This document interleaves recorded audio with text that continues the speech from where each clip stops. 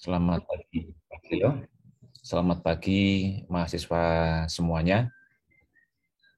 Semoga kita selalu diberikan kesehatan, diberikan keselamatan di dalam menjalankan aktivitas kita masing-masing. Pagi ini kita akan melanjutkan materi kuliah tentang mekanika fluida dan partikel.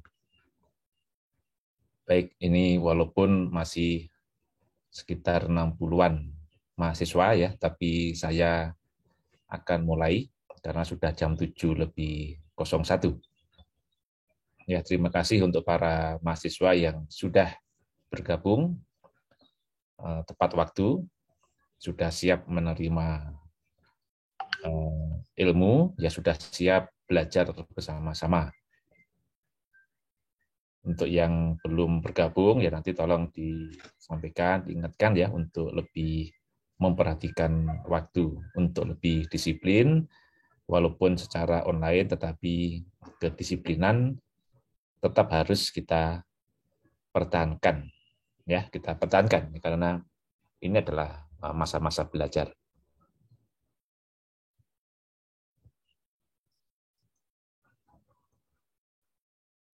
Baik, saya coba share.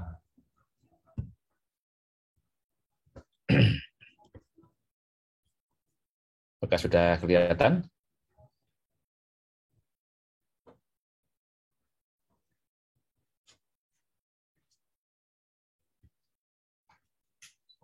Sudah, kenapa ya? Sudah, Panji. Sudah, Pak. Ya, baik.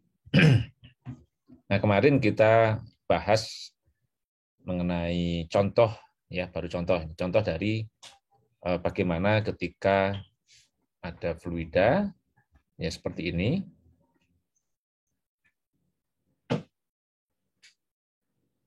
ya ada fluida yang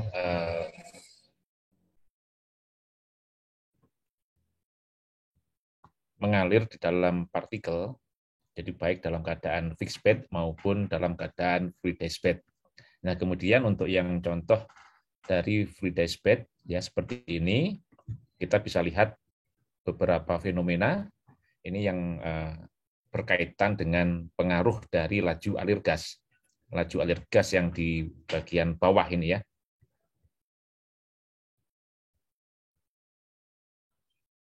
Nah, yang di bagian bawah ini bisa kita lihat bagaimana kalau gas itu awalnya diam atau awalnya sangat kecil, kemudian partikel-partikel yang ada di dalam kolom itu masih belum bergerak, ya, belum bergerak. Nah, kemudian ketika aliran dari gas ditingkatkan, dinaikkan di sini, ya dinaikkan laju alirnya, maka partikel mulai bergerak dan kemudian membentuk fenomena di dalam fluidisasi. Ya nanti ketika materi tentang fluidisasi, kalian akan melihat beberapa fenomena. Jadi ini contoh untuk kasus bubbling. Nanti juga ada lagi fenomena yang disebut dengan slugging dan juga channeling. Ya, jadi ada banyak fenomenanya. Tentu bergantung pada bagaimana ukuran dari kolom ini, kemudian ukuran dari partikel, bentuk dari partikel, jumlah dari massa yang ada di dalam kolom, ya laju alir gas dan sebagainya.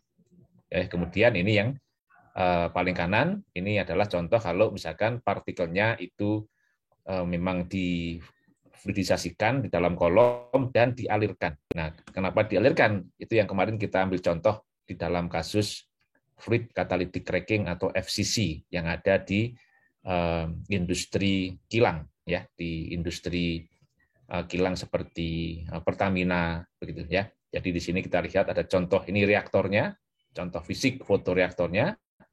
Kemudian di sebelah kiri yang di sini reaktornya ya. Kemudian di sini ada contoh fisik dari alat regenerator. Ya, ini di sini. Ya, seperti yang kemarin sudah kita bahas, ya ini adalah terjadi proses transportasi dengan menggunakan pola pneumatik. Ya, jadi partikelnya itu bisa dialirkan Ya, seperti yang di ini, yang paling kanan. Ya, jadi ini partikelnya bisa dialirkan bersama aliran fluida, gitu ya. Kenapa dialirkan? Tentu ada alasan, seperti yang sudah saya bahas kemarin, bahwa katalis yang digunakan dalam waktu sekejap bisa mengalami deaktivasi, kemudian perlu dilakukan regenerasi. Ya, itu yang terakhir kemarin. Nah, selanjutnya di dalam aliran fluida ini kita juga perlu meninjau, sebentar ya.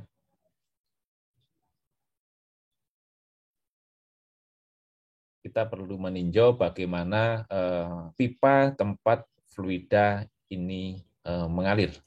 Sebentar, ini sudah kelihatan belum? Sepertinya belum ya. Buat terlepas dari share-nya.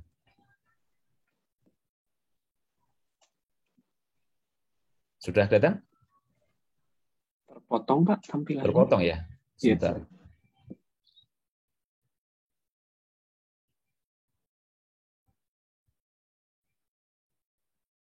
Waduh, kok malah hilang. Sebentar, di mana nih? Stop screen sharing dulu aja mungkin, Pak. Oh iya, tadi kayaknya belum terstop sebenarnya. Oke, Yeah. Sekarang sudah stop. Nah, oke, harusnya sudah sekarang ya.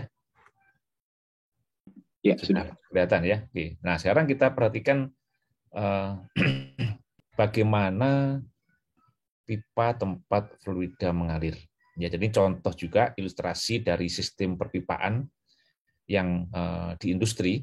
Jadi ini tentunya bisa lokasinya ya bisa di luar pabrik, bisa di dalam pabrik, ya kemudian juga sangat panjang ya bahkan sampai puluhan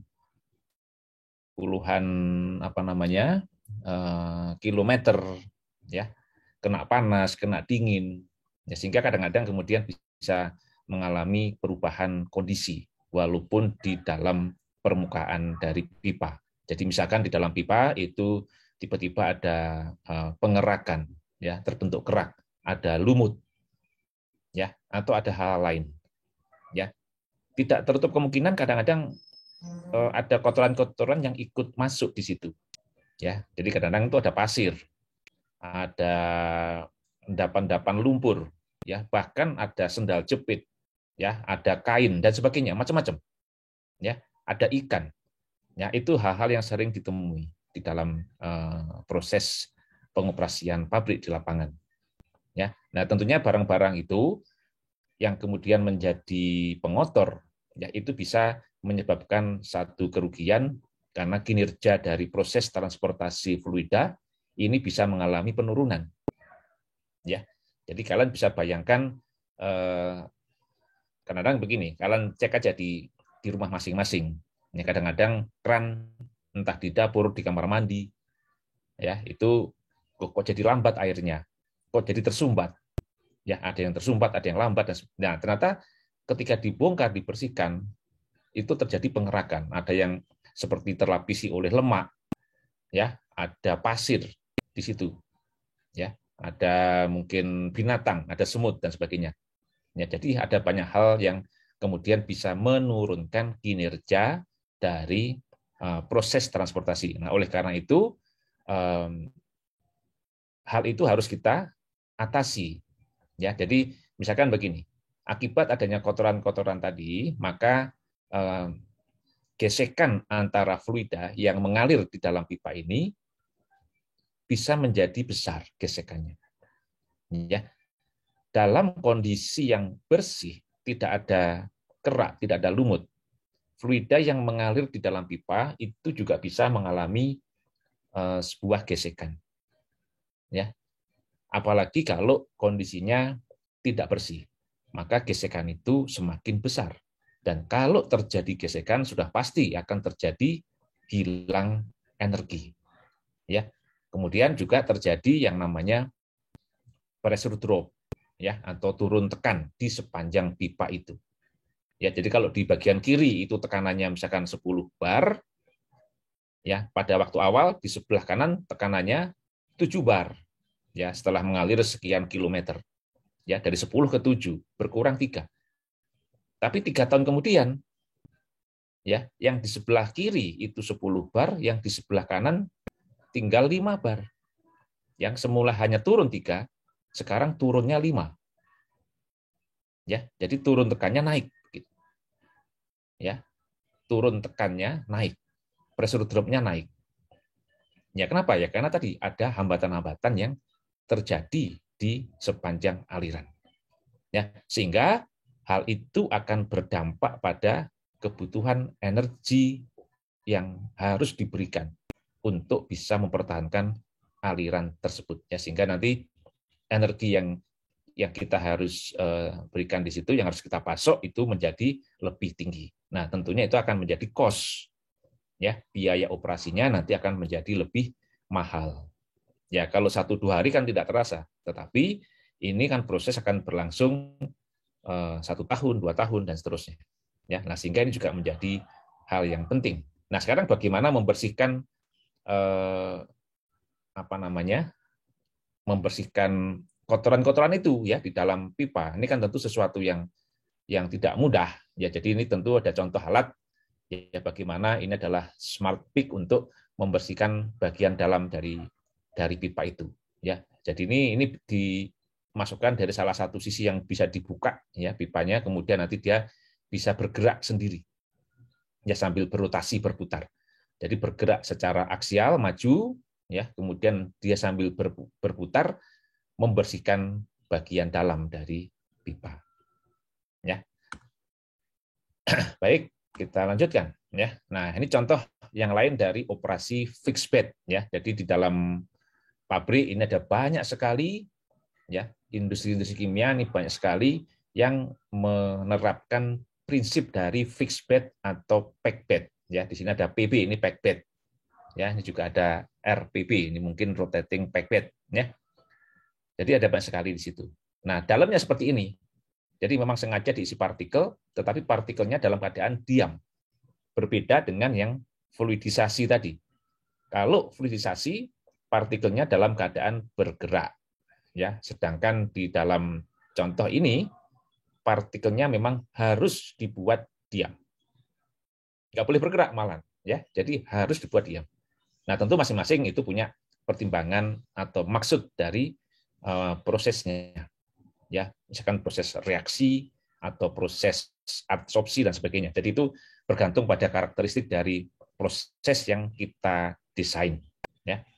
Nah, kemudian tentunya contoh berbagai aspek rancangan yang perlu diperhatikan. Jadi tidak sekedar kita misalkan membuat kolom ini ya dengan ukuran yang sembarangan, kemudian memasukkan partikel unggun atau bed ya, ini unggun atau bed kita masukkan dengan diameter yang juga sembarangan, ya jumlahnya juga sembarangan, itu tentu nggak bisa seperti itu, ya. Jadi semuanya perlu ada yang namanya kriteria desain, ya. Jadi desain kriterion yang harus dihitung, ya. Karena kalau salah hitung atau tidak memenuhi kriteria, tentu nanti operasinya akan menyebabkan kinerjanya menjadi turun.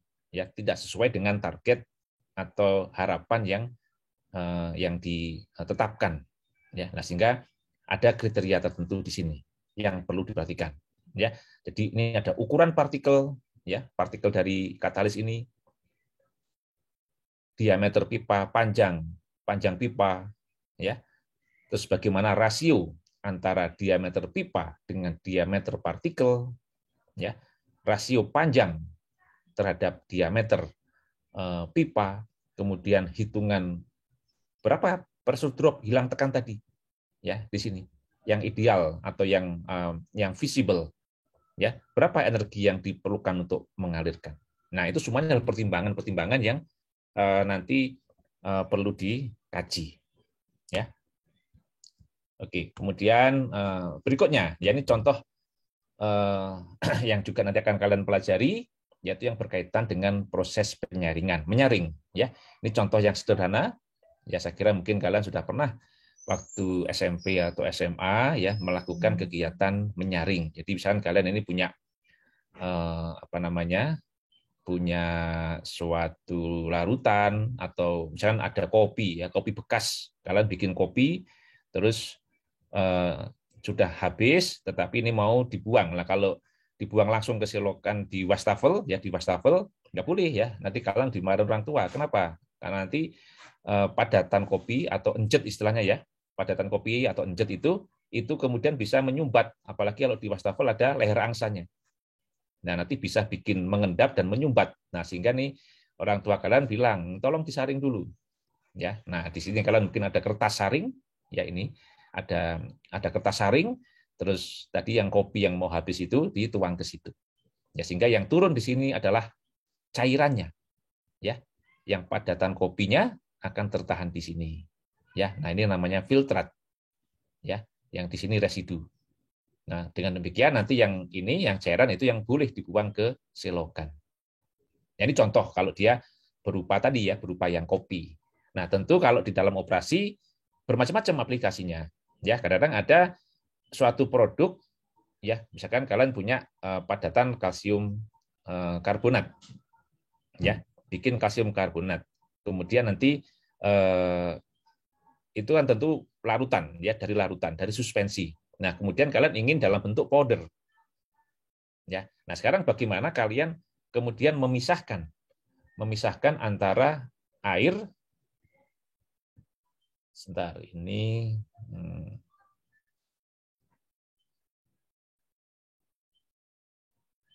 ya, kalian misalkan memisahkan, nah ini ya, ini ada partikelnya. Nah, kalian inginnya partikel itu dalam bentuk powder kering. Ya, nah sekarang bagaimana caranya? Apakah mau dievaporasi, ya, diberi panas, kemudian nanti airnya menguap, ya, atau dengan cara yang lain? Nah, itu adalah pilihan di dalam pemisahan, ya, pilihan di dalam pemisahan. Nah, tentu pilihan itu harus punya pertimbangan. Jadi nanti kalian ketika bekerja itu akan dihadapkan pada keputusan untuk memilih. Ya, kalian ditugasi, ini tolong ini saya punya larutan, ya, ada larutan kalsium karbonat, ya, ada CaO3, ada air. Nah, saya ingin ini produknya adalah berupa powder tepung dari CaCO3 kering. Ya. Nah, sekarang bagaimana kalian harus memisahkannya? Ya. Kalau misalkan ini kalian panaskan, ya, menggunakan api untuk menguapkan air, pertimbangannya adalah berapa energi yang harus kalian berikan. Ya kan? Berapa energinya? Nah, kalau misalkan kalian bisa menyaring seperti yang contoh di bawah ini, ya, menyaring, maka nanti sisa dari yang ada dalam beker, ya, sisanya itu kan tinggal sedikit airnya. Sehingga kalau nanti misalkan harus dikeringkan dengan cara penguapan, energi yang diperlukan kemudian berkurang dibandingkan dengan pada waktu awal tadi. Ya, kalian punya 1 liter air, ya, terus kemudian langsung diuapkan, dibandingkan dengan kalau yang 1 liter air yang mengandung padatan tadi, kalian saring dulu menggunakan filtrasi. Sehingga nanti sisanya itu katakanlah airnya tinggal 50 mili. Ya, dari 1000 mili 1 liter tinggal 50 mili. Nah, sekarang kalian 50 mili dan mengandung padatan. Ya, sehingga kalau ada kebutuhan untuk menguapkan cairan, maka energi yang kalian perlukan menjadi lebih sedikit. Nah itu jadi pertimbangannya harus komprehensif. Ya, jadi apakah disaring atau mungkin hanya didekantasi. Jadi bisa saja. Jadi sebelum disaring dekantasi saja gitu. Kenapa? Karena ini ternyata padatannya mengendap. Ya, padatannya mengendap. Jadi dia tidak tersuspensi, tersebar merata di seluruh bagian cairan. Nah, kalau dia memang padatannya itu bisa mengendap di bawah, ya, maka kalian bisa apa? Memisahkan dulu dengan cara dekantasi sehingga beban dari filtrasi berkurang. Nah, jadi sekarang 3 tahap, ya kan? Ada dekantasi, kemudian ada filtrasi, dan terakhir nanti ada penguapan. Ya, 3 alat yang dilakukan secara serial. Nah, itu beberapa pertimbangan yang penting untuk kalian lakukan ya atau pikirkan.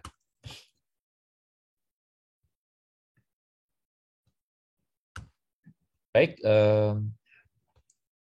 sebentar ini kok masalah lagi ya di saya.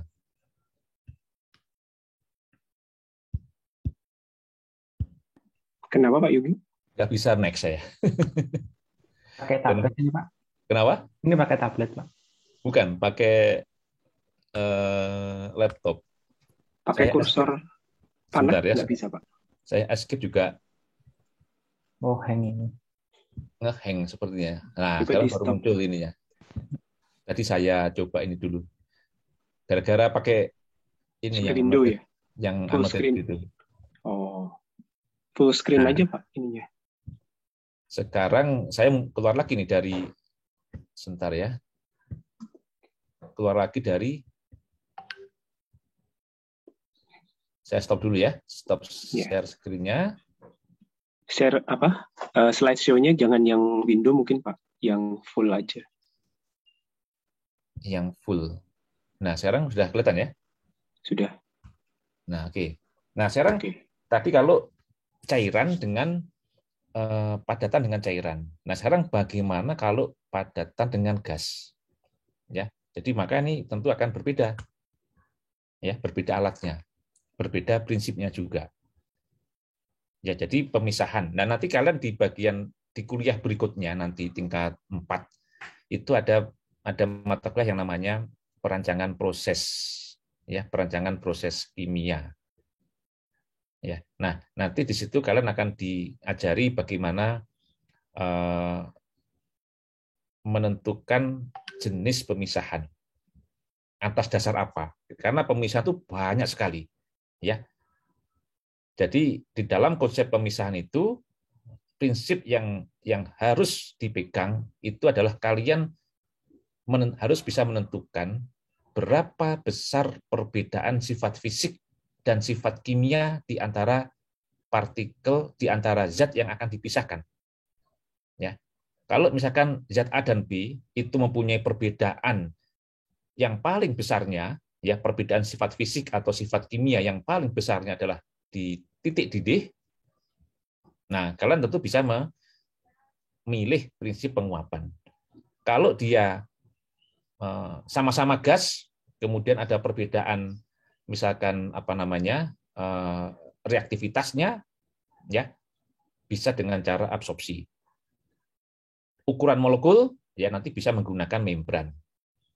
Ya, kemudian ada juga dengan membran, tetapi dia mempunyai afinitas energi yang berbeda. Yang satunya itu bisa diabsorb ya oleh zat tertentu, yang lainnya enggak. Nah, maka dia nanti juga bisa menggunakan membran. Ya, kalau perbedaan densitas, bagaimana? Kalau perbedaan misalkan dia tidak saling larut, bagaimana? Misalkan air dengan minyak begitu. Ya, nah kalau misalkan ini ada air dan minyak, tolong dipisahkan. Nah, terus kalian usulkan pakai siklon, ya salah, nggak jalan. Ya, air dan minyak, terus kalian usulkan pakai cara penyaringan, ya nggak bisa. Ya, nah jadi harus dilihat prinsipnya seperti apa. Ya, jadi nanti tugas kalian itu memilih itu, menentukan, ya tidak sekedar menghitung. Ya, jadi makanya dalam mata kuliah ini, ya ini perlu ditekankan kemampuan kalian tidak hanya selesai di menghitung. Ya, walaupun nanti mungkin soalnya itu ini terus tolong hitung luas permukaan yang diperlukan untuk penyaringan, misalkan ya. Hitung parameternya. Nah, tapi sebenarnya tidak hanya itu. Kalian harus bisa memilih. Ya. Karena nanti waktu bekerja yang dihadapkan pada kalian itu bisa jadi seperti itu. Ya, jadi hidup itu memilih sebenarnya. Ya, pilihan, ya. Oke ya. Nah, sekarang kalau gas itu pakai siklon seperti ini. Nah, kalian perhatikan sekarang. Ya. Ini saya mungkin nggak usah pakai pointer ya. Kalau tadi 2 kali pakai pointer selalu bermasalah. Ini kalau kursor kelihatan ya. Anak-anak ini kelihatan nih kursor ini. Ada di mahasiswa. Kelihatan. Nah, kenapa ya? Oke ya, saya pakai ini aja, pakai kursornya PC aja. Nah, di sini kalian perhatikan dengan baik. Ya. Jadi kalian mungkin bertanya nih, kenapa kok bagian inlet ini posisinya di samping, bukan di tengah-tengah sini. Ditabrakkan di tengah. Ya, karena prinsip dari siklon itu adalah gas atau udara ya atau fluida yang masuk ini itu akan diputar di sini di dalam alat ini. Ya, diputar. Jadi dia akan masuk kemudian berputar seperti siklon. Ya. Nah, dengan berputar dan melintasi sepanjang kolom ini, maka nanti berputar, ditabrakkan, bergesekan, maka nanti partikel padatan yang masuk ke sini, ya, itu akan kehilangan momentum dan dia jatuh ke bawah. Ya, tidak jatuh ke atas, ya, jatuhnya ke bawah. Nah, terus karena di sini tertutup, ini bawah tertutup ya. Jadi cuma ada penampung padatan, tapi tertutup begitu. Nah, kemudian karena tertutup, maka gasnya atau udara itu akan belok ke atas, gitu. Ini, ya, yang udara atau gas keluar ke atas, yang padatan tertampung, ditampung kalau sudah penuh diambil. Ya, nah jadi contoh diperhatikan dengan baik, ya, kira-kira bentuk desainnya seperti apa. Ya, ada kalanya di dalam proses itu perlu hanya satu siklon single seperti ini, tetapi karena setiap alat itu tentu punya efisiensi di dalam pemisahan, ya, maka kadang-kadang cuma satu itu kurang. Ya, bisa kurang kalau cuma satu. Ya, sehingga perlu beberapa tahap seperti itu. Ya, agar bersih gitu. Jadi yang keluar di ujung sana, ya, di ujung yang mau dibuang, entah dibuang ke udara atau entah yang akan digunakan ke alat berikutnya, itu betul-betul sudah bersih. Ya. Nah, contoh apa nih? Contoh adalah misalkan kalian punya alat gasifikasi batu bara. Batu bara digasifikasi, ya. Jadi padatan batu bara dibakar, dioksidasi, digasifikasi. Gasifikasi itu dibakar, ya. Ya ini bisa aja pembakaran biasa. Jadi ada pembakaran batu bara, ada lagi yang namanya gasifikasi batu bara. Yaitu berbeda. Kalau dibakar, pembakaran itu biasanya menggunakan udara yang berlebih. Ya, targetnya adalah mengambil panas pembakarannya. Ya, gas yang keluar nanti CO2 dan H2O. Ya, CO2 dan H2O sebagai flue gas, gas buang mengandung partikel padat. Ya, ada abu dan sebagainya yang terbawa gitu. Ada partikel-partikel sisa pembakaran yang bisa terikut di dalam aliran gas buang. Ya, nah itu yang tentu nggak boleh langsung dibuang ke udara karena akan melanggar peraturan tentang lingkungan. Ya, jadi ada ketentuan berapa partikel padatan yang boleh dibuang ke udara. Ya, itu ada ketentuannya. Nah, kemudian kalau gasifikasi itu mirip dibakar, tetapi udaranya atau oksigennya itu kurang dari kebutuhan stoikiometri. Jadi lebih sedikit dari kebutuhan stoikiometri. Misalkan secara stoikiometri 1 mol batu bara perlunya 5 mol udara atau oksigen, 5 mol oksigen. Nah, terus karena kita ingin gasifikasi, dia harus turunkan 1 mol batu bara, kalian hanya berikan 3 mol udara atau oksigen. Maka proses yang terjadi bukan pembakaran sempurna. Ya. Jadi masih terbentuk apa? Ada CO, bahkan ada H2, ada CH4. Ya. CH4-nya itu kadang-kadang bisa 12%, CO 16, H2-nya 20, ya. Nah, kalau pembakaran sempurna itu nggak ada, H2-nya nggak ada. Ya, CH4 juga nggak ada. Langsung terbentuk pembakaran sempurna nanti CO2 dan H2O. Ya, nah tentu berbeda kan.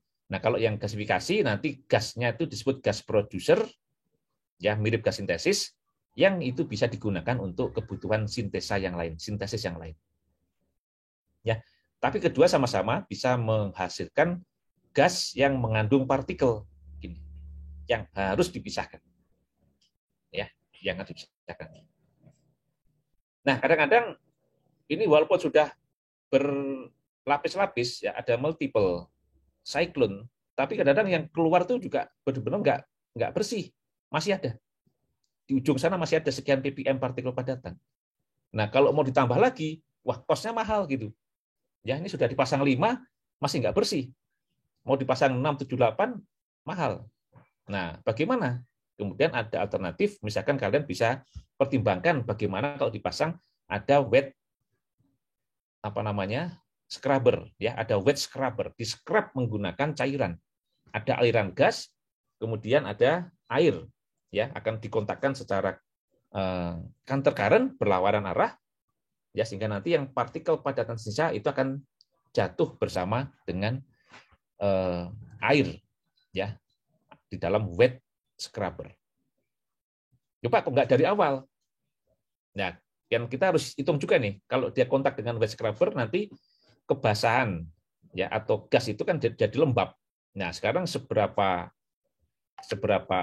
lembab dia bisa diizinkan, atau seberapa banyak kandungan uap air yang nanti bisa diizinkan yang terikut ke dalam aliran gas itu. Ya, baik, itu contoh berikutnya. Nah, sekarang kita pindah ke bagian lain, ya, yaitu setelah kita lihat tadi bagaimana fenomena untuk fluida diam, fluida mengalir, kemudian ada partikel padatan atau tanpa partikel padatan di dalam pipa. Nah, sekarang kita lihat bagaimana fluida itu dipindahkan atau dialirkan. Ya. Nah, tentu kalian bisa lihat, ya, berbagai contoh di dalam kehidupan nyata.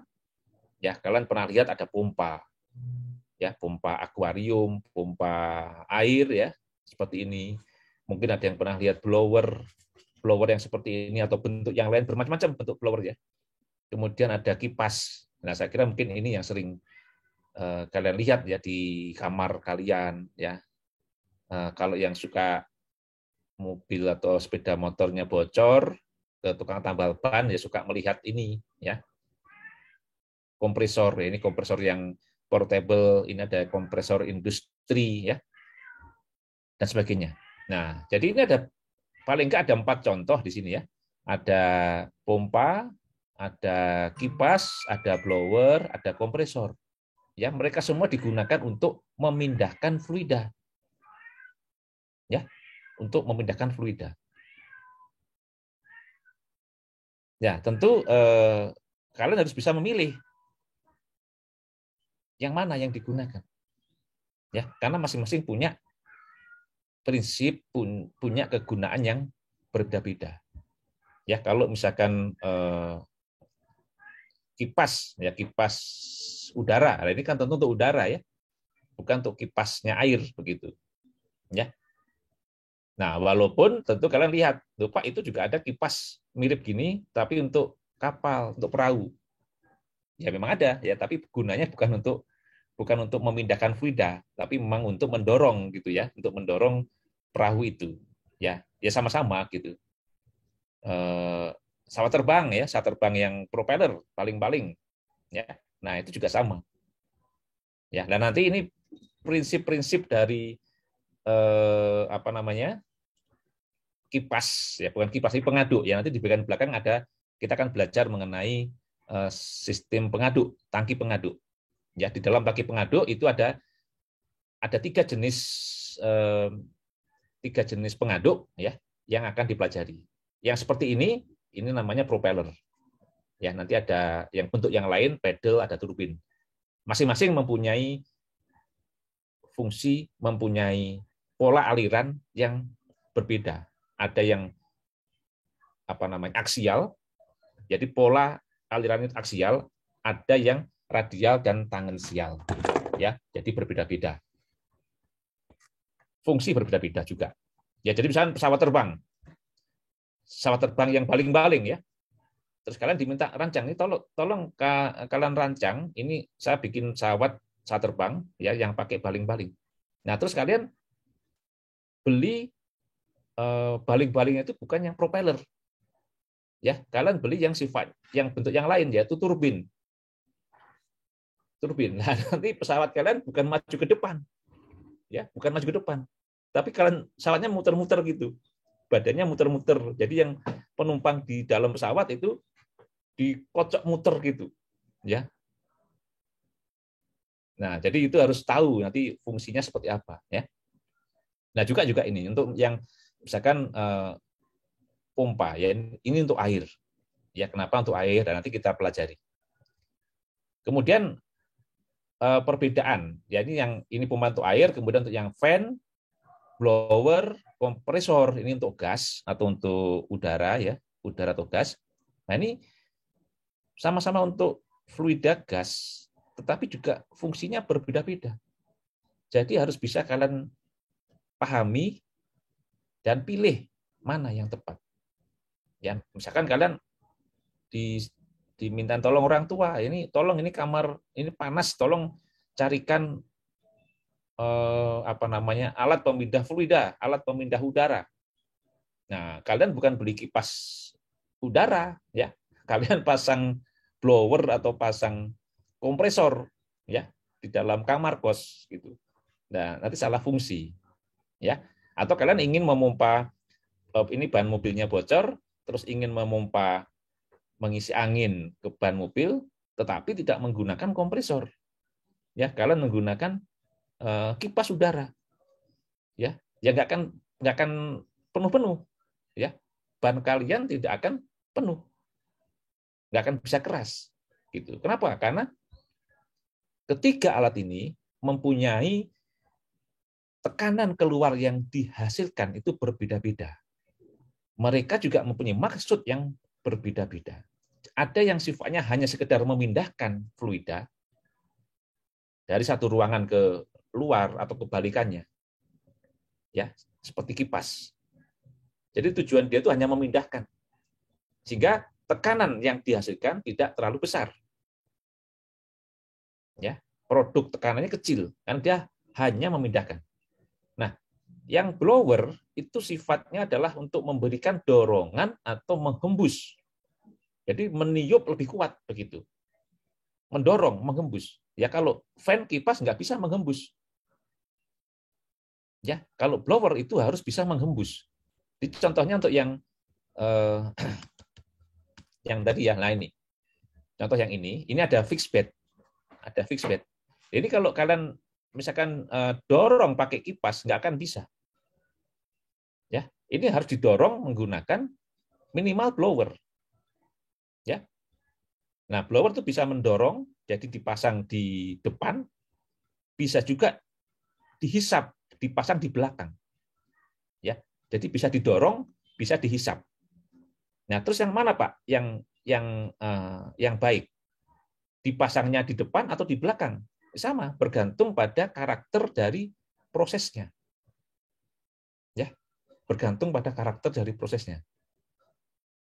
Kalau ini misalkan kalian punya open, jadi sebagai contoh, ini ada biomasa atau batu bara ya yang akan digasifikasi, open ini, jadi open gasifier. Nah, terus kalian pasang di sini blowernya, dia menghembus ke situ. Nah, apa yang terjadi? Ini produk gasnya. Nah, blower dipasang di depan, apa yang terjadi? Berhamburan partikelnya.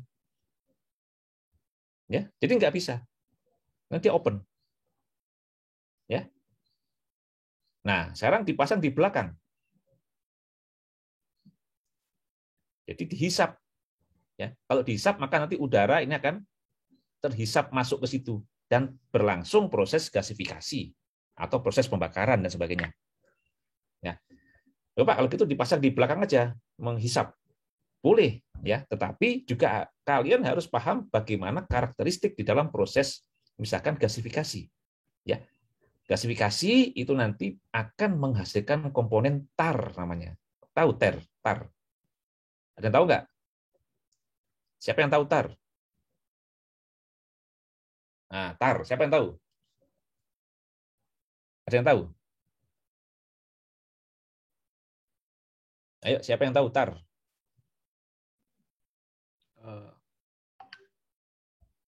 Siapa? Angkat tangan.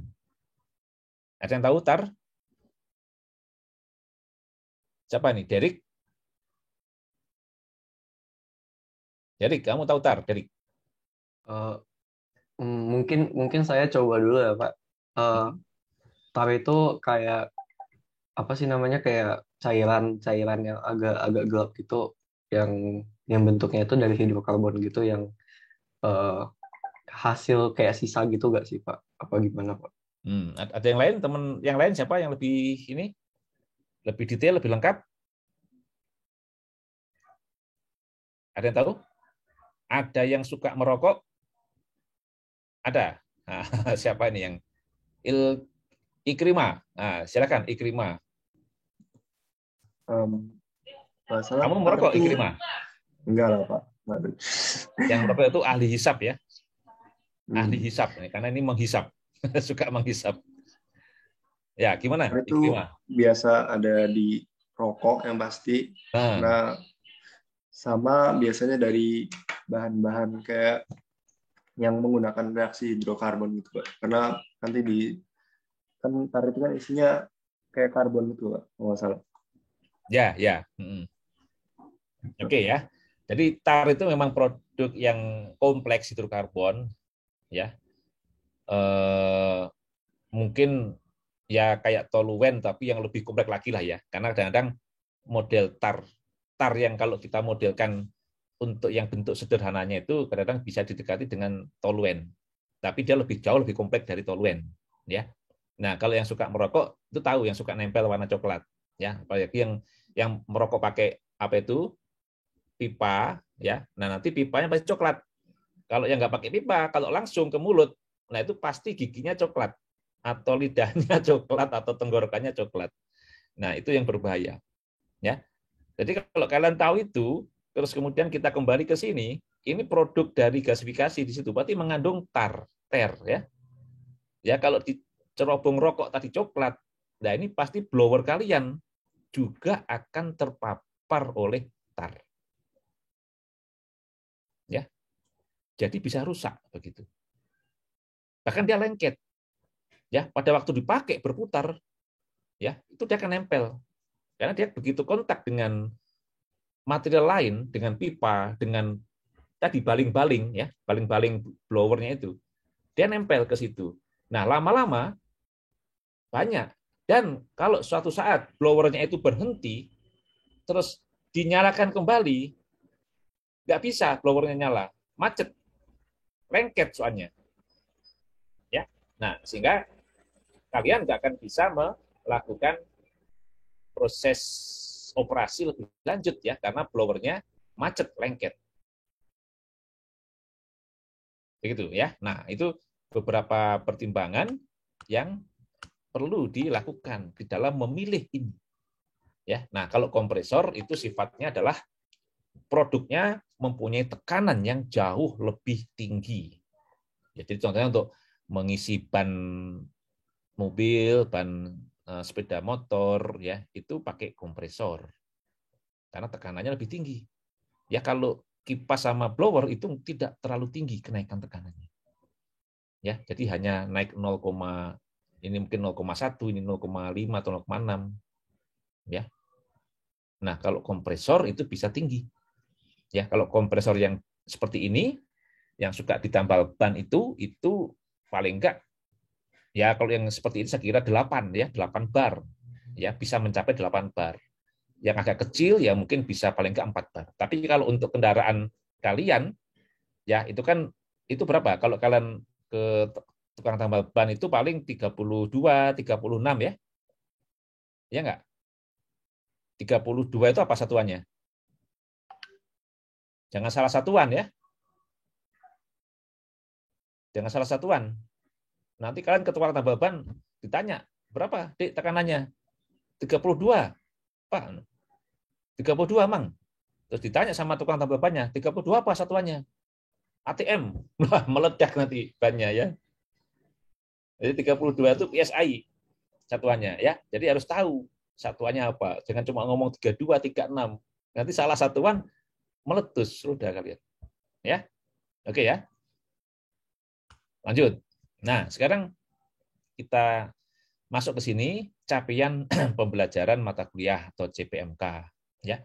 Jadi ini yang nanti di akhir perkuliahan harus kalian ukur secara mandiri kira-kira kalian itu sudah bisa apa.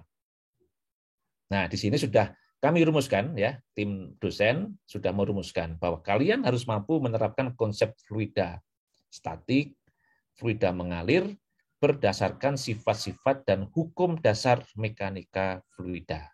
Kemudian mampu menerapkan persamaan neraca massa dan energi pada fluida mengalir, ya. Nah, nanti ini dasarnya di sini untuk fluida mengalir. Nanti ada Bernoulli dan sebagainya. Kemudian juga menghitung gesekan tadi, ya, kan ada kotoran-kotoran.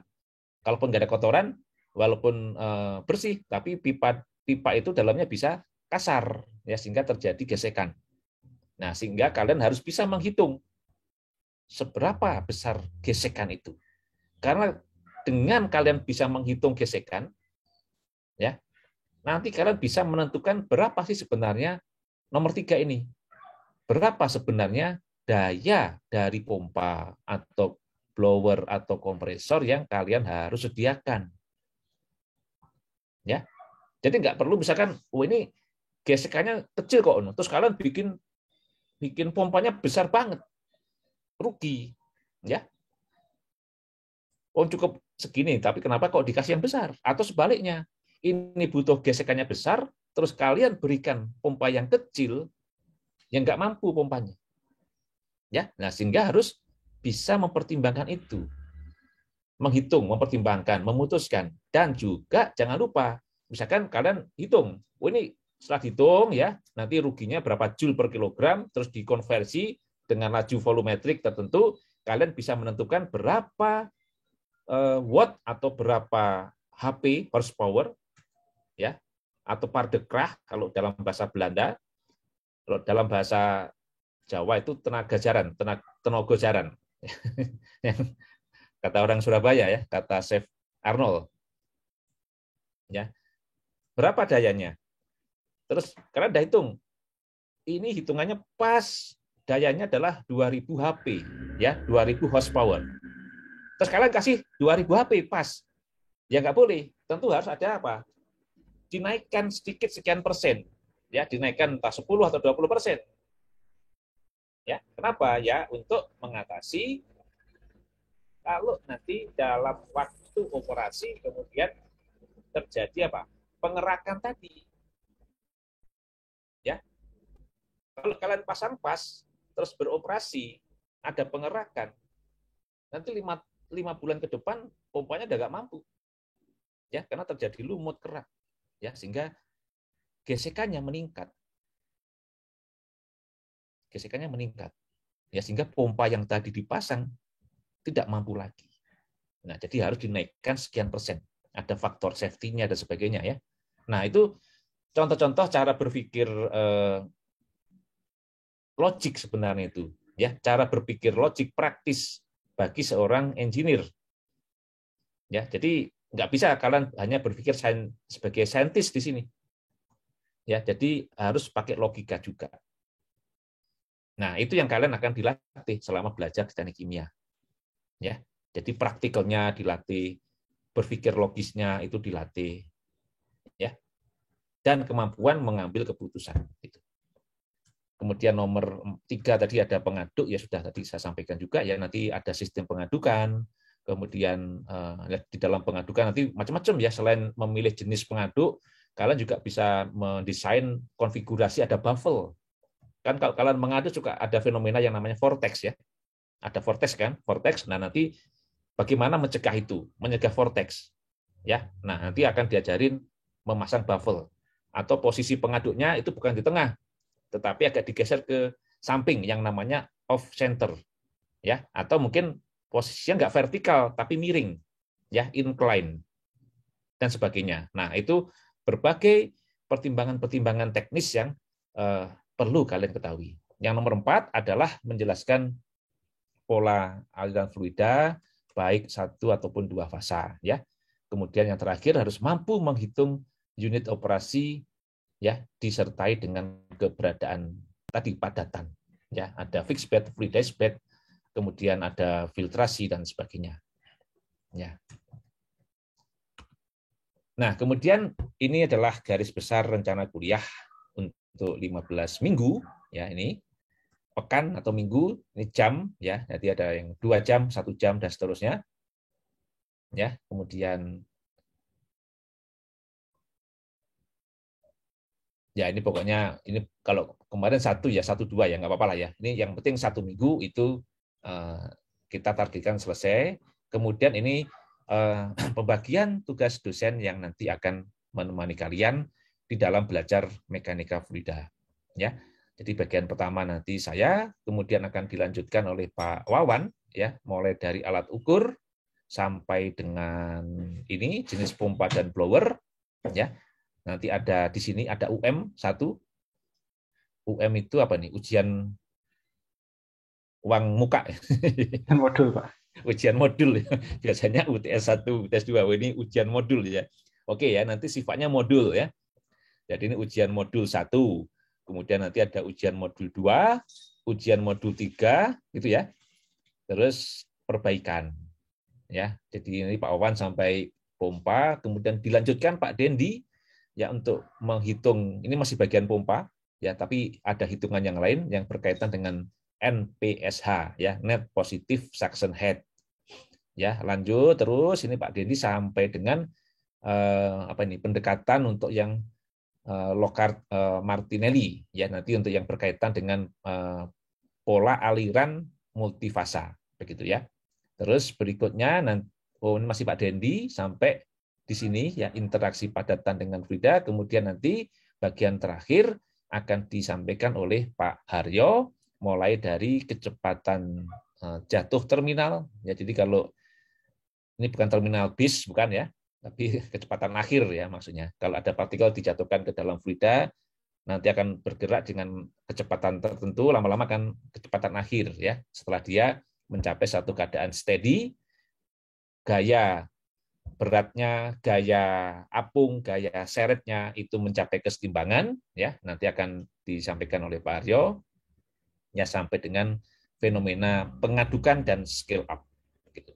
Ya. Nah, itu kurang lebih materinya. Nah, kemudian di sini ada komponen ujian. Ya, 3 modul. Ya, sifatnya yang pertama itu nanti close book.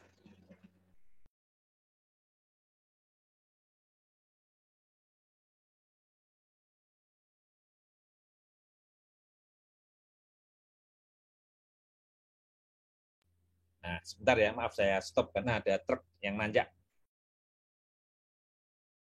Yang kedua, open note ya. Open note itu biasanya adalah bisa apa namanya? A5 atau A4 gitu ya. Yang terakhir nanti open book begitu. Kemungkinan seperti itu ya. Tentu ini subject to change ya. Kemudian nanti ada kuis, ada tugas, ada PR ya, dan sebagainya. Nah, tentu prinsip dari kemarin itu ya, kalau emang nanti di dalam tugas diberikan oke, silahkan ini tugas dikerjakan bisa berkelompok berdiskusi ya, kalian kerjakan secara berdiskusi. Tetapi kalau dikerjakan secara mandiri ya harus dikerjakan secara mandiri ya, kalian ikuti apa yang menjadi perintah dari dosen ya, karena itu semua adalah dimaksudkan untuk melatih kalian. Kalau jangan curang ya, jangan. Nah, larangan itu adalah untuk kebaikan kalian. Ya, paham ya? Jadi bukan untuk bermaksud apa-apa ya, tetapi kami mengingatkan, kami selalu mengingatkan dan mengedepankan masalah kejujuran, masalah kebaikan ya, agar itu menjadi bagian yang bermanfaat ya di dalam proses pembelajaran selama di kampus ITB begitu ya.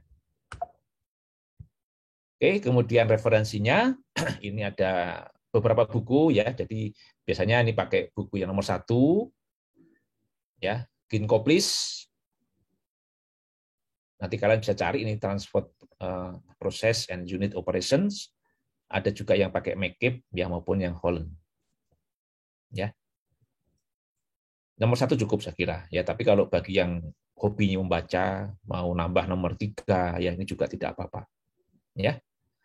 Baik, kemudian kita lanjutkan ya. Nah, mengapa mahasiswa teknik kimia ini perlu belajar mekanika fluida? Nah, sebenarnya mekanika fluida itu tidak hanya dipelajari teknik kimia. Ya. Teknik mesin belajar. Sipil juga belajar. Ya, mungkin di fisika juga ada. Ya, tapi tentu berbeda-beda. Berbeda penekanannya. Ya. Nah, sekarang kita lihat ini. Ini contoh dari kondisi pengeboran minyak. Ya, jadi mengebor minyak, ya ini ada piping-piping yang dimasukkan ke dalam tanah, ya dibor, ada well-nya di situ, ya. Nah, maka di dalam contoh ini membangun sumur minyak, ya nanti ada tekanan hidrostatik, ya yang diterima oleh formasi. Jadi ini istilah untuk tanah di bawah dan sekeliling galian, ya dan seterusnya, sehingga nanti kita bisa menentukan ya nanti jenis alirannya itu apa. Nah, di sini kan jenis aliran fluida, apakah dia laminer atau turbulen, kemudian fasanya, apakah dia nanti fasanya tunggal atau fasanya itu campuran, ada cair, ada gas, begitu. Ada cair, ada air, ada minyak, ya dan sebagainya. Juga friksi-friksi yang ditimbulkan yang terjadi di sepanjang aliran, ya. Dan juga tadi ada kotoran-kotoran yang mungkin ikut di situ, yang mungkin bisa menimbulkan kerak, ya karena ini kan mungkin nggak mungkin bersih, ya kadang-kadang ada kotoran-kotoran tanah, lumpur dan sebagainya yang akan terikut di dalam aliran. Nah, itu semuanya yang menjadi contoh aplikasi di dalam industri, ya aplikasi dari ini, ya. Sumur Lapindo, contoh yang lain, ya itu juga bertekanan dari ini menyembur ke atas, ya bagaimana secara mekanika fluida kalian bisa mengatasi itu, ya. Nah itu juga bisa sebenarnya. Nanti kita coba lihat dalam contoh yang nanti ya kalau hitungan-hitungan berikutnya. Kemudian sistem perpipaan, ya kita lihat dari awal ya sudah diberikan contoh bagaimana bentuk sistem perpipaan, ya. Ini pipanya kalian lihat ya, ada yang lurus, ada yang belok, nggak mungkin lurus semuanya dalam pabrik, ya. Dari satu titik nggak mungkin pabrik itu kan lahannya lebarnya cuma 10 meter, terus panjangnya 100 kilo, nggak mungkin. Jadi kecil panjang gitu, sehingga pipanya lurus, nggak mungkin, ya. Ya, jadi tentu di lahan yang sudah tertentu, lahan yang terbatas, ya. Ini kan dari konsep perancangan pabriknya, ya, perancangan pabriknya, kemudian kan diterjemahkan di dalam bentuk yang aktual seperti ini, ya, bagaimana menata lokasi-lokasi peralatan, kemudian nanti menghubungkan setiap peralatan dengan piping, dengan pipa-pipanya. Ya, ada yang berukuran besar pipanya, ada yang berukuran kecil, ya, belok kiri, kanan, atas, bawah. Ada sambungan-sambungan seperti ini, ada flanks, ya, ada apa namanya, ada yang bercabang, ada yang menyatu, begitu ya. Ada mungkin valve-valve-nya. Nah, itu semuanya perlu menjadi perhitungan. Kalau dipasang valve, ada perubahan diameter dari besar ke kecil, kecil ke besar, ya, semuanya itu menjadi pertimbangan di dalam desain dari sistem perpipaan. Nah, kita nanti akan belajar itu. Ya. Jadi nggak sekedar pipa ini aja, bukan. Ya. Karena pipa juga panjangnya terbatas.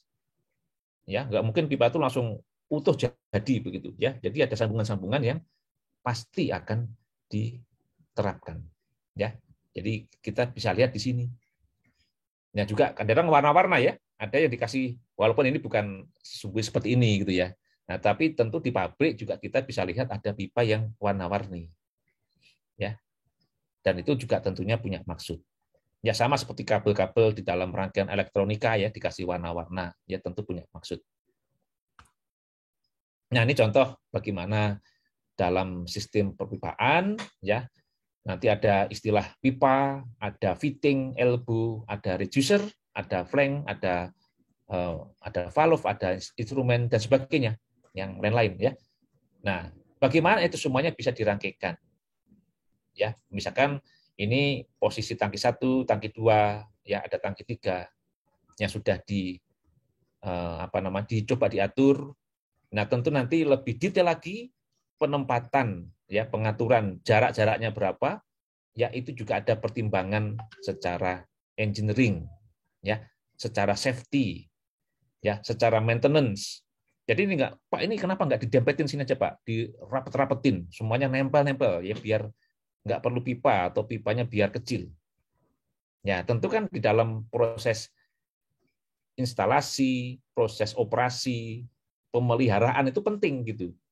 Bahkan nanti kalau penggantian, jangan sampai nanti pas mau ganti nggak bisa karena terlalu rapat, ya. Mau ganti satu nggak bisa, padahal cuma ganti mur gitu, nggak bisa masuk orangnya, juga dibongkar semuanya kan percuma, ya. Nah sehingga pertimbangan praktikal seperti itu juga harus itu engineer seperti itu, ya harus bisa dijadikan pertimbangan, ya.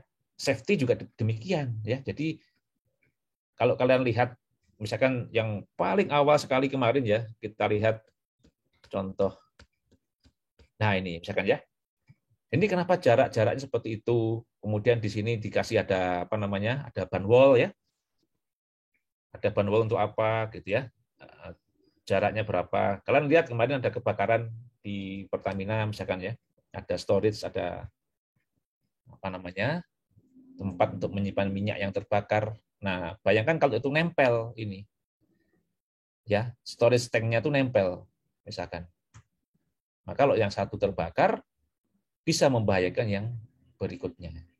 Ya. Nah, jadi aspek-aspek safety-nya itu penting untuk dipertimbangkan. Termasuk kalau ini ada kebakaran, ada api, ya.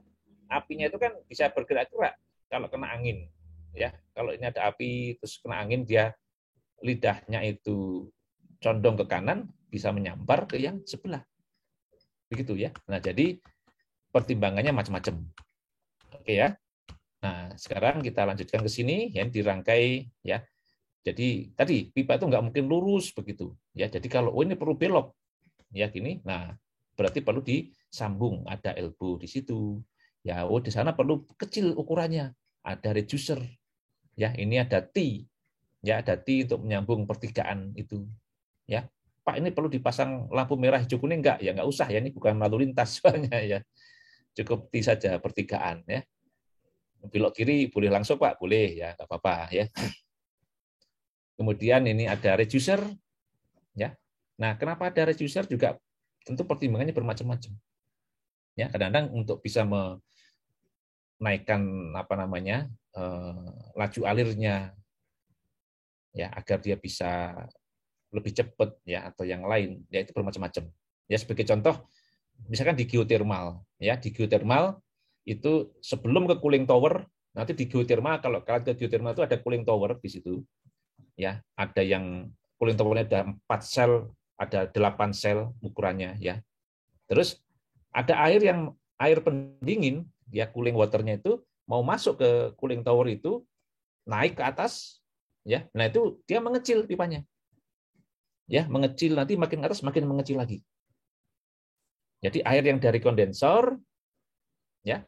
Jadi setelah steam dari geothermal ya itu yang panas bertekanan dilewatkan ke turbin, turbin nanti terus dikoppel dengan generator, ya, turbin generator menghasilkan listrik, ya, terus kemudian nanti fluida yang sudah lewat turbin, ya, itu didinginkan, ya, kemudian juga dipisahkan antara yang non condensable gas dengan yang cairan. Nah, yang cairan itu yang akan didinginkan di kondensor, terus nanti air kondensornya itu akan dibawa ke cooling tower, ya karena air kondensornya menjadi agak panas karena dia untuk mendinginkan.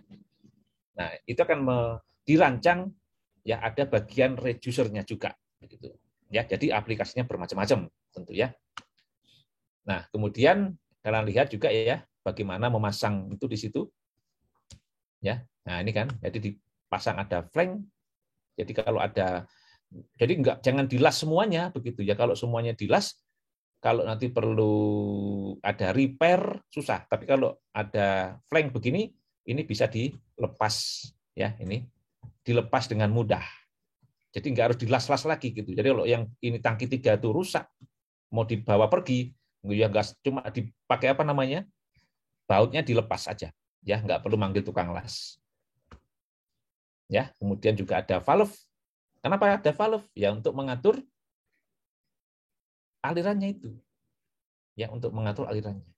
Ya, besar kecilnya laju alir dan sebagainya. Ya. Nah, kemudian juga ada strainer di situ. ya, ada strainer. Jadi ini nanti misalkan kalau ada tadi kotoran-kotoran dan sebagainya, nah itu bisa ditahan, disaring di situ, ya, disaring di dalam strainer, ya, sehingga dia tidak akan masuk ke sini, ya. Nah, sekarang pompa, ya, nanti kalian akan belajar menghitung pompa, ya. Pompa ini kadang-kadang akan diletakkan di posisi ini sumbernya, sumber yang di bawah disedot oleh pompa, terus dibawa ke toren di atas, ya. Nah, ini posisi pompanya adalah di atas dari tangki hisap. Nah, ada kalanya posisi pompa itu di bawah tangki hisap. Ya. Nah, mau di atas atau di bawah itu memang tergantung pada kondisi di lapangan. Ya. Jadi bukan by design, memang tergantung di lapangan seperti apa gitu. Jadi kalian ini sungai gitu ya, ini sungai, terus ini mau ngambil air dari sungai dibawa ke gunung di atas. Ya kan nggak mungkin pompanya itu di bawah sungai, itu ya, dipaksa di bawah sungainya. Ya dia memang sungainya sudah di bawah begitu. Ya. Nah, sehingga seperti ini. Nah, kemudian kadang-kadang ini juga tidak harus di atas, ya. Ini yang di atas ini toren. Dari toren ya dihisap ke pompa, dari pompa ke wastafel. Ya paling dari pompa ke wastafel mungkin naik sedikit gitu ya. Torennya yang tinggi di atas itu juga bisa. Ya, jadi posisi pompa sudah di bawah toren. Ya, oke. Nah, nanti itu kan kalian pelajari ya. Ini saya kira sudah ya kemarin. Oh ya, yang saya sempat singgung tadi ada peristiwa bubbling, ada slugging, ada channeling, ya, ada round juga seperti ini. Ya, jadi bermacam-macam fenomenanya. Ya, nanti secara detail ini akan dipelajari. Kalian akan belajar menentukan berapa kecepatan minimum, berapa kecepatan maksimum, bagaimana fenomena dari fluidisasi itu, ya, ada kurvanya, ya, kurva karakteristik dari fluidisasi, ya, yang nanti mempunyai makna-makna tertentu, gitu ya. Baik, ini sudah ya. Kemudian filtrasi, ya tadi juga sudah saya kira ya, filtrasi, saya kira bisa saya skip saja. Nah, ini filtrasi, mungkin yang ini yang belum cara kerjanya ya. Ini mirip yang tadi, mirip yang sebentar, saya coba kembali ke ini. Nah, ini ya, ini yang tadi yang ini yang filtrasi cara sederhana, ya. Tapi kalau secara industri kan nggak mungkin seperti yang kiri, ya. Kalau di industri, ya, maka digunakan alat yang memang sesuai dengan di industri. Ya, jadi di sini ada selare, ya, selare ini katakanlah mengandung air dan CaCO3 masuk, ya, masuk ke sana, ya. Kemudian ini berputar ini drumnya ini. Ya, ini berputar. Jadi rotary berputar, ya, filter drum, ya, filter drumnya. Nah, kemudian nanti ada yang menghisapnya begitu. Ya, jadi dia ini masuk, ya. Kemudian dia ini berputar. Nah, kemudian dari bagian dalam itu dihisap, dibikin vakum, dihisap agar vakum, ya. Sehingga karena dia vakum, maka nanti dan menghisap, maka cairan, ya, cairannya itu bisa terhisap menembus filternya, menembus penyaringnya, tetapi padatan tertahan, ya. Oke ya. Jadi cairannya nanti cairan akan menjadi filtrat, jadi cairannya menembus kertas filter, ya.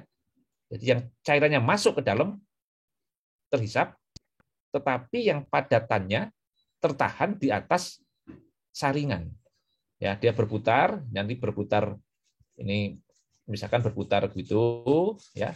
Nah, nanti sampai di atas yaitu masih disiram sedikit air, ya, biar tidak terlalu kering, ya. Tergantung ya dari berapa tingkat kekeringan yang terjadi. Kemudian nanti di sini di nomor berapa ini ada pisau. Jadi di sini ada pisaunya untuk mengupas. Jadi yang warna coklat ini adalah produk padatan, misalkan CaCO3, ya, yang dihasilkan yang sudah jauh lebih kering daripada yang umpan ini, karena umpan ini banyak mengandung air. Ya. Nah, nanti padatan yang ada di sini, cake-nya itu kemudian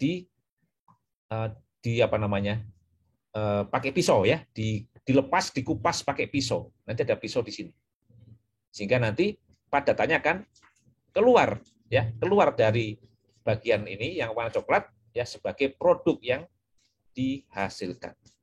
Ya, ini. Jadi cake yang sudah sedikit basah ada di water. Ya, kemudian ini berputar lagi ke situ mengambil produk yang segar. Ya. Nah, kurang lebih seperti itu. Nah, nanti juga akan dipelajari secara lebih detail ya di bagian filtrasi ya di bagian belakang. Ya, perhitungannya apa saja yang diperlukan di dalam kajian desain dari alat filtrasi. Oke. Nah, ini juga contoh aplikasi yang digunakan di dalam kitchen. Ya, ada kitchen untuk exhaust filtration system. Ya, jadi dari kompor kalian kadang-kadang ada lengas-lengas, ada minyak yang naik ya, kemudian dibersihkan di dalam ada particle collection ya untuk membersihkan semua pengotor yang ada di atas kompor itu. Ya. Nah, sekarang untuk menangani tugas seorang insinyur kimia, nah terutama ini kita bicara mekanika fluida, ilmu dasar apa yang diperlukan, ya. Nah, ini kemudian kita akan mulai belajar ada besaran ya. Yang pertama kita belajar besaran. Ya, besaran-besaran, ada variabel-variabel, ada temperatur, energi, tekanan, volume, konsentrasi, densitas dan sebagainya, ya. Ada entalpi, ada energi Gibbs, ya, dan masih banyak lagi. Nah, semua besaran itu pada dasarnya bisa dibedakan. Ada yang merupakan besaran ekstensif, ada yang merupakan besaran intensif. Ya. Nah, yang ekstensif itu bergantung pada jumlahnya. Ya, jadi misalkan energi 1 Joule dengan 10 Joule ya berbeda. Ya, panas yang akan dilepas atau diterima oleh suatu alat berbeda. Ya, jadi kalau itu bergantung pada kuantitasnya, itu namanya ekstensif. Sebaliknya, intensif itu jika tidak bergantung pada jumlah atau kuantitas. Ya, jadi misalkan densitas. Kalian mau ukur ya, misalkan air 1 mili dengan air 1 liter, densitasnya sama nggak? Ya sama densitasnya. Ya. Jadi air 1 mili dan air 1 liter kalau diukur densitasnya akan sama. Dia nggak bergantung pada kuantitas. Kalian bikin teh celup, kasih gula 1 sendok terus diaduk. Ya. Setelah itu disuruh minum. Ya, kalian minum 1 sendok dan 1 gelas itu rasanya sama. Ya. Bukan yang 1 sendok rasanya manis, yang 1 gelas rasanya pahit, bukan. Ya. Jadi pasti sama. Nah, itu namanya besaran intensif. Ya, jadi bisa contohnya densitas, konsentrasi, viskositas, ya, temperatur, begitu. Ya, dan sebagainya. Nah, kemudian kalian juga perlu mereview sedikit, ya. Jadi ini tentu pelajaran yang tidak asing lagi, sistem satuan. Satuan yang nanti akan kita gunakan yang resmi memang satuan SI, ya, sistem internasional yang resminya, tetapi yang lain satuan lain-lain ya satuan Inggris itu juga akan kita pelajari. Ya, karena apa? Karena di industri ya itu masih akan banyak kita jumpai. Ya, sehingga agar kalian nanti tidak kaget, tidak canggung ketika bekerja di industri, maka kedua sistem itu kita pakai. Ya, nanti kadang-kadang waktu ujian kita pakai satuan ada pound, ada feet, ya ada pakai meter, kilometer, ya pakai gram, kilogram dan sebagainya. Ya. Kemudian ada juga nanti unit dasar yang sistem utama, ya satuan utama, dan ada juga unit turunan, ya. Jadi turunan dari yang utama. Nah, kemudian juga kalian masih ingat, saya kira di TPP juga sudah disampaikan ya. Misalkan nanti ada dimensi. Nah, kalau dimensi itu yang simbolnya ada MLT ya. Kalau nggak salah ada 7 ya, ada 7 besaran yang sudah ditentukan dimensinya. Ya. Jadi ini kalau massa itu dimensinya M besar ya, jangan kecil, kemudian panjang itu L besar, waktu. Nah, waktu itu T besar, ini bukan satuan tapi ini dimensi. Ya, dimensi. Jadi T besar. Kalau satuannya ya ini, misalkan ya, satuannya adalah kilogram, meter, detik dan sebagainya. Ya, nah ini tolong nanti bisa di refresh kembali, termasuk konversi satuan.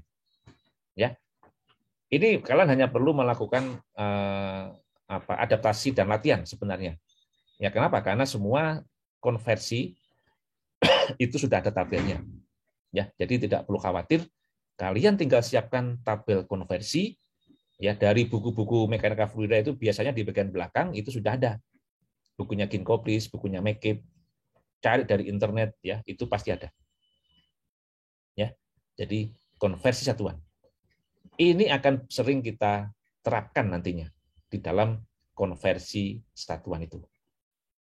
Ya. Misalkan dari ini ya, kalau sistem SI massa 1 kilogram. Ya. Kemudian kalau CGS itu 1 gram ya, dari American ini 1 pon massa. Ada juga 1 pon absolut ya. Ada juga istilah 1 slug. Nah, itu semua nanti ada konversinya. Ya, kemudian kalau gravitasi bagaimana? Nah, gravitasi ini ya SI-nya 9,8 sekian. Ya. Kemudian dalam CGS berapa? Nah, tinggal dilihat di situ. Ya. Kemudian contoh gaya juga sama. Ya, jadi masing-masing nanti punya tabel konversi satuannya. Ya, jadi kalian tinggal nanti berlatih membiasakan diri untuk bisa mengubah satuan yang diberikan. Ya, dan satuan-satuan itu nanti harus bisa digunakan dengan tepat. Karena ada kemungkinan data yang tersedia, data yang diberikan ya, dengan maksud dari perhitungan itu bisa beda satuannya.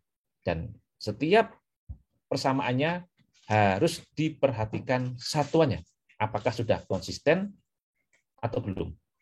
Karena begitu itu salah, tidak konsisten, pasti salah persamaannya. Hasilnya salah pasti. Ya. Di dalam simulasi, pemodelan dan sebagainya, kalau satuan-satuan yang diberikan salah, hasilnya pun pasti juga salah. Ya. Nah, sehingga ini aspek dari konversi satuan itu menjadi penting. Ya, jadi ini juga kita bisa lihat tabel ya, satuan-satuan yang utama dan satuan turunannya. Ya. Jadi ini misalkan gaya ya, ini unit turunan Newton, kalau usaha itu Joule. Ya. Kemudian daya itu watt. Ya. Kemudian ini adalah hubungan dengan satuan utama. Jadi yang namanya Newton N itu adalah kilogram meter per detik kuadrat. Ya, ini dari formulanya M kali A atau M kali G misalnya begitu ya. Kemudian kalau Joule untuk energi atau usaha, nah ini berasal dari gaya dikalikan jarak perpindahan. Misalnya begitu ya. Kemudian kalau daya ini watt ya. Jadi watt itu adalah energi per waktu ya, berarti energi adalah Newton kali meter per waktu detik dan seterusnya. Ya. Jadi masih banyak lagi. Nanti termasuk misalkan dari watt ke horsepower, ke HP, ke PK ya, atau ke daya kuda, DK. Ya, itu juga ada nilainya. Ya, berapa begitu. Ya. Baik. Nah, ini contoh yang lain. Misalkan perlunya mengecek kehomogenan dari satuan atau dimensi. Ya, sebagai contoh, ada persamaan umum ya yang berkaitan dengan laju alir volumetrik. Ya, laju alir volumetrik dari sebuah cairan melalui sebuah orifis atau lubang yang diletakkan di sebuah tangki. Ya, jadi ini misalkan ada tangki, terus ada lubang di sebuah titik, ini tangkinya. Ya, ada air di situ, kemudian di sini ada bocor. Ya, ada bocor. Nah, di sini ada orifisnya yang bocor itu. Orifis. Ya. Nah, kemudian dengan ukuran tertentu itu, ya, ukuran orifice yang sudah tertentu itu, ya. Jadi ini misalkan ukurannya itu adalah A, luasnya, ya, kemudian ketinggian dari aras cairan atau level cairan itu adalah H, ya, maka didapatkan sebuah persamaan laju volumetriknya, ya, laju volumetrik dalam satuan misalkan volume per waktu, bisa liter per detik, liter per menit, meter kubik per detik, dan seterusnya. Nah, maka didapatkan hubungan persamaan seperti ini. Nah, maka kalian bisa cek nanti ya dengan satuan-satuan yang ada. Jadi misalkan ini adalah mempunyai satuan meter kubik per detik, kemudian A-nya adalah meter kuadrat, ya, G-nya itu mempunyai satuan meter per detik kuadrat, H satuannya meter, dan seterusnya, maka nanti kalian bisa cek ya satuan untuk konstanta 0,61 itu apa satuannya di sini. Ya. Dan kemudian kalian bisa menyatakan ya bagaimana kehomogenan dimensi persamaan. Artinya yang suku kiri dengan yang suku kanan apakah sudah mempunyai dimensi yang homogen atau enggak. Ya, dimensi itu yang tadi yang M, L, T dan seterusnya ya. Nah, itu dimensinya sudah sama atau belum. Kalau yang di sebelah kiri itu ketemunya misalkan M, terus yang itu L, T, misalnya ya. Yang di sebelah kanannya itu kok ketemunya itu adalah M, misalkan L-nya itu -1, ya, terus T. Nah, ini berarti tidak homogen. Ya, tidak homogen. Karena berbeda, ya. Dimensi ini berasal dari satuan, dari unit yang ternyata berbeda, sehingga dia tidak homogen. Nah, begitu ya. Kemudian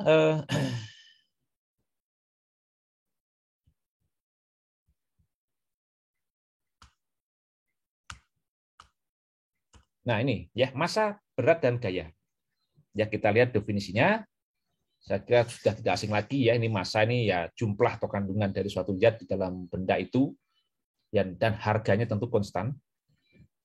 Jadi perhatikan perbedaannya dengan berat atau gaya. Ya nanti kita lihat ini kalau berat ya ini adalah massa tetapi yang sudah dipengaruhi oleh gravitasi. Ya, ini walaupun di dalam penggunaannya ini kadang-kadang suka bertukar-tukar, ya, terutama di masyarakat. Kalau kalian beli beras, ditanya berapa beratnya? Wah, kalian bilang beratnya nanti 10 Newton. Bingung nanti yang jualan ya.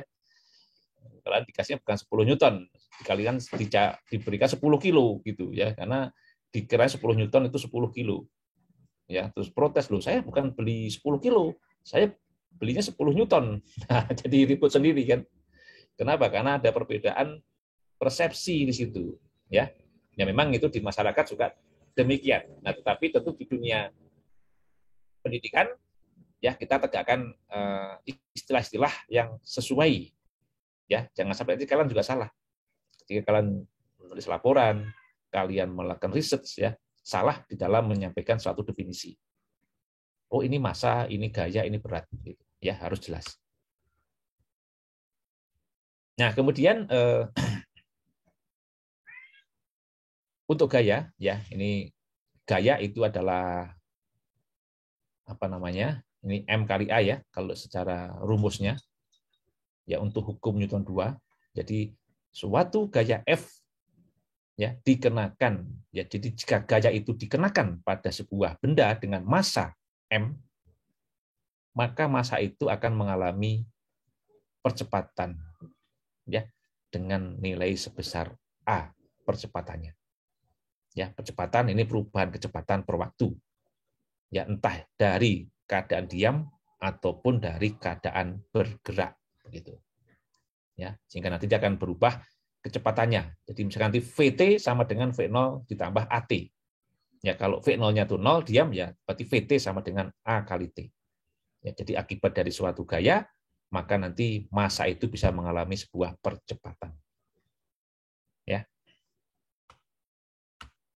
Baik, kemudian oh ya, ini tolong diperhatikan sebentar saja ya, diperhatikan ya bahwa di sini nilai G percepatan gravitasi bumi yang kita biasa gunakan 9,8 ya, ini kalau dalam satuan Inggris adalah 32,174 feet per square second.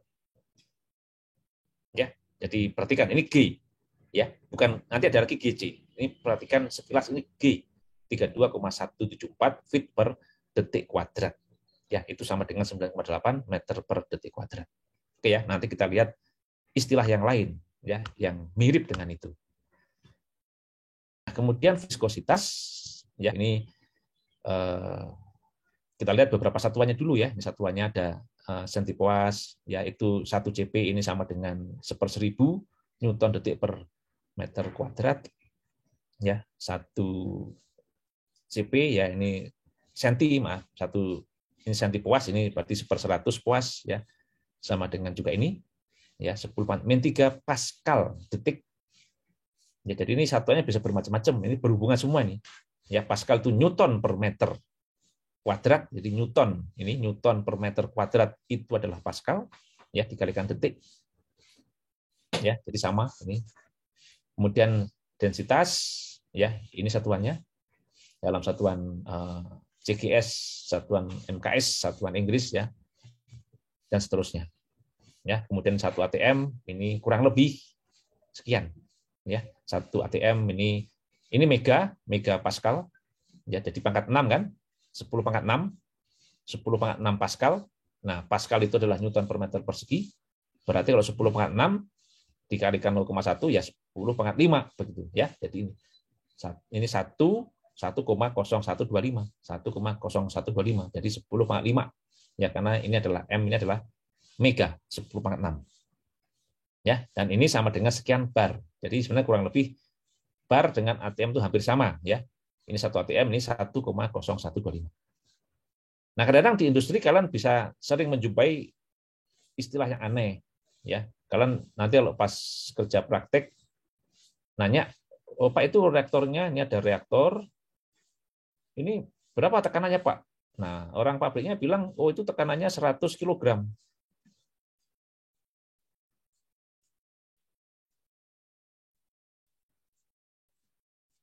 Gitu ya. Yang dia bilang begitu. Nah, maka kalian mungkin bingung itu. Loh, Pak, Bapak, saya itu nanya bukan nanya massa dan juga bukan nanya berat begitu. Kan diingat, oh, kilogram itu satuan massa, ya. Nah, Bapak, tolong dengerin ya. Saya itu nanyanya tekanannya berapa. Kok Bapak jawabnya massa begitu. Kenapa nggak dijawab sekalian aja Newton gitu ya. Ya, jadi jangan itu istilah-istilah praktis yang memang kadang-kadang ada di industri ya. Jadi orang industri itu ya kalau ngomong suka yang praktis-praktis begitu. Nah, kalau dia bermaksud begini, dia bilang, oh ini tekanannya 100 kg, itu maksudnya kilogram force maksudnya itu.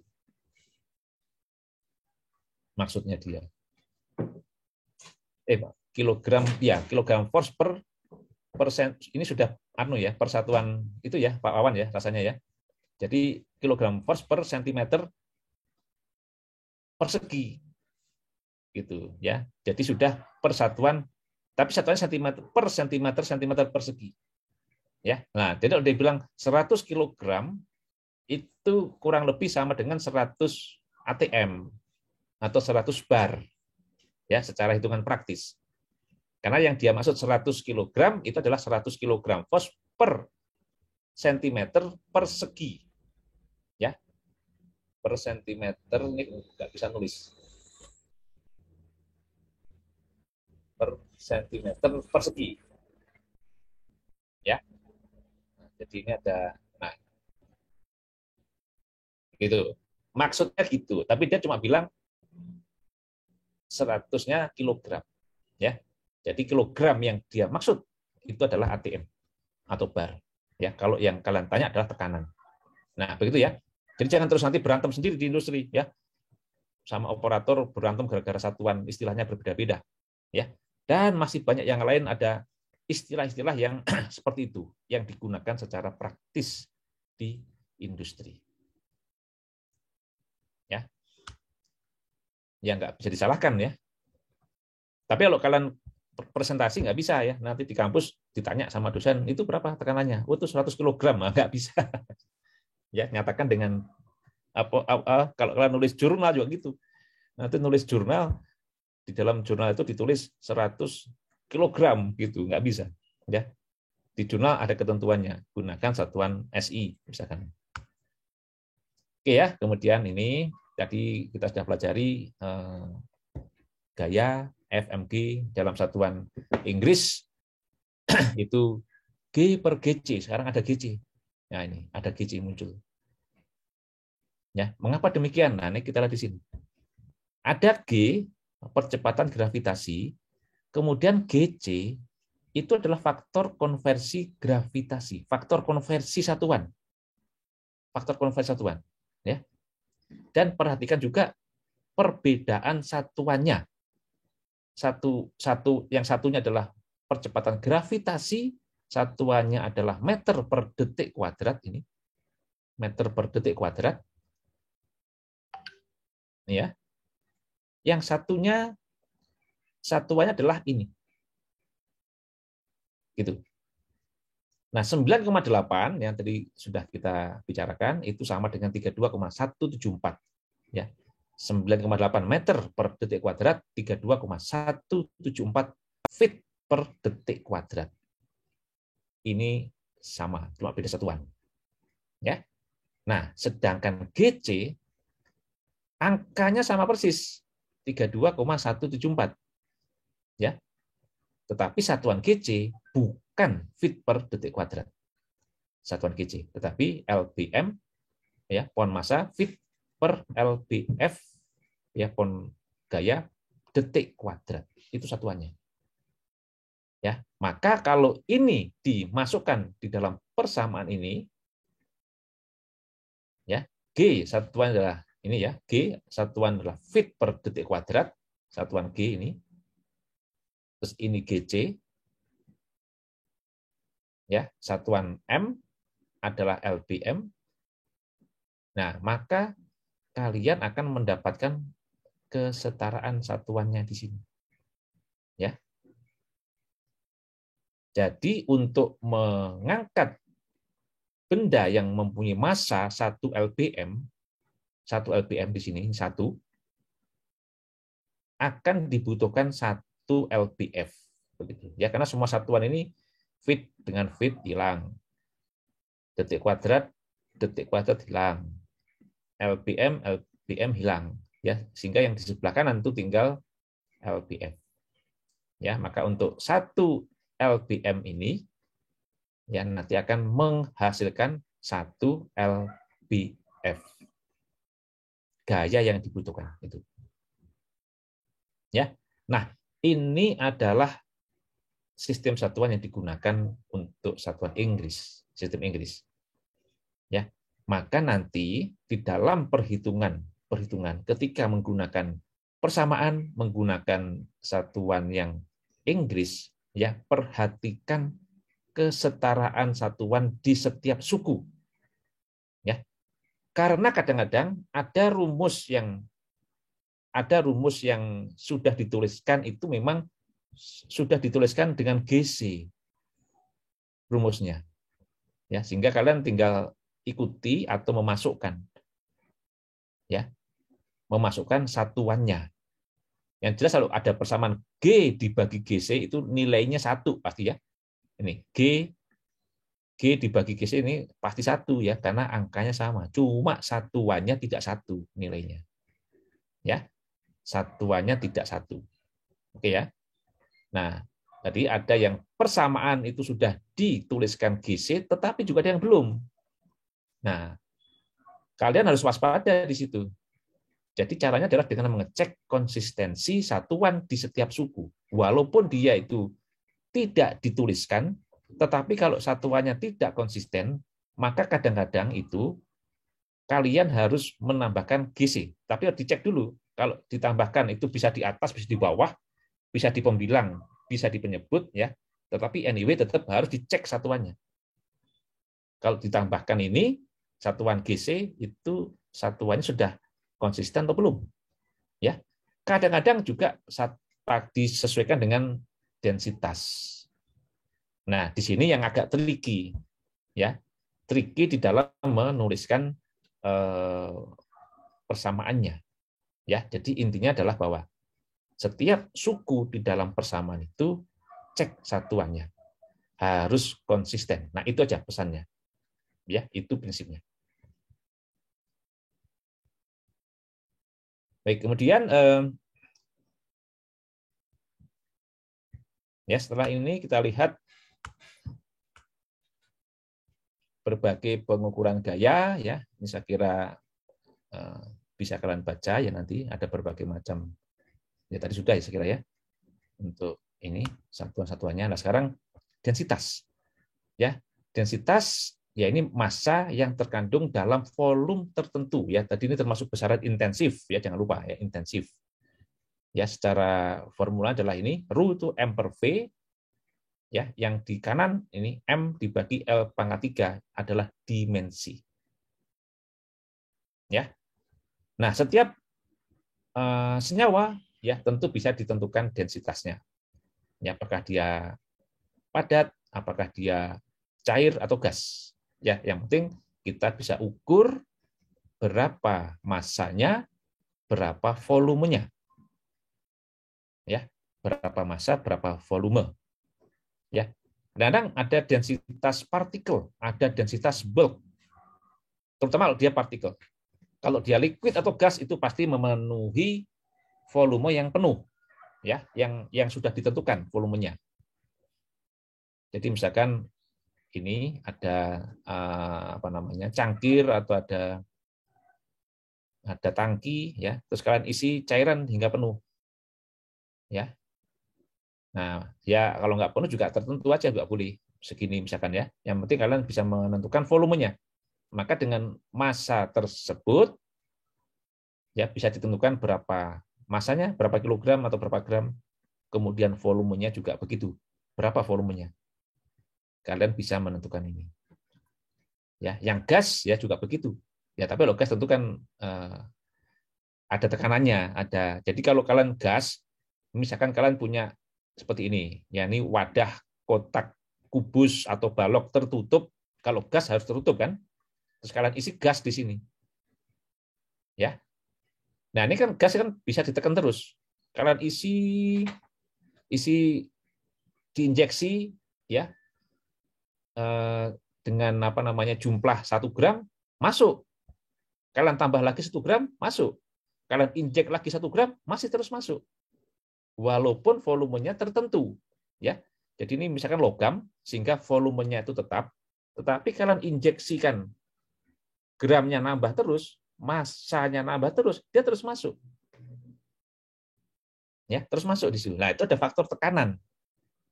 Ya, sehingga nanti formulanya tidak begini, formulanya harus menggunakan formula yang untuk gas. Begitu ya. Kemudian kalian punya padatan. Pasir, ya, ada pasir misalkan. Ini ada partikel pasir. Ya. Tentu ini bisa ditentukan berapa nilai dari densitas partikel tunggal.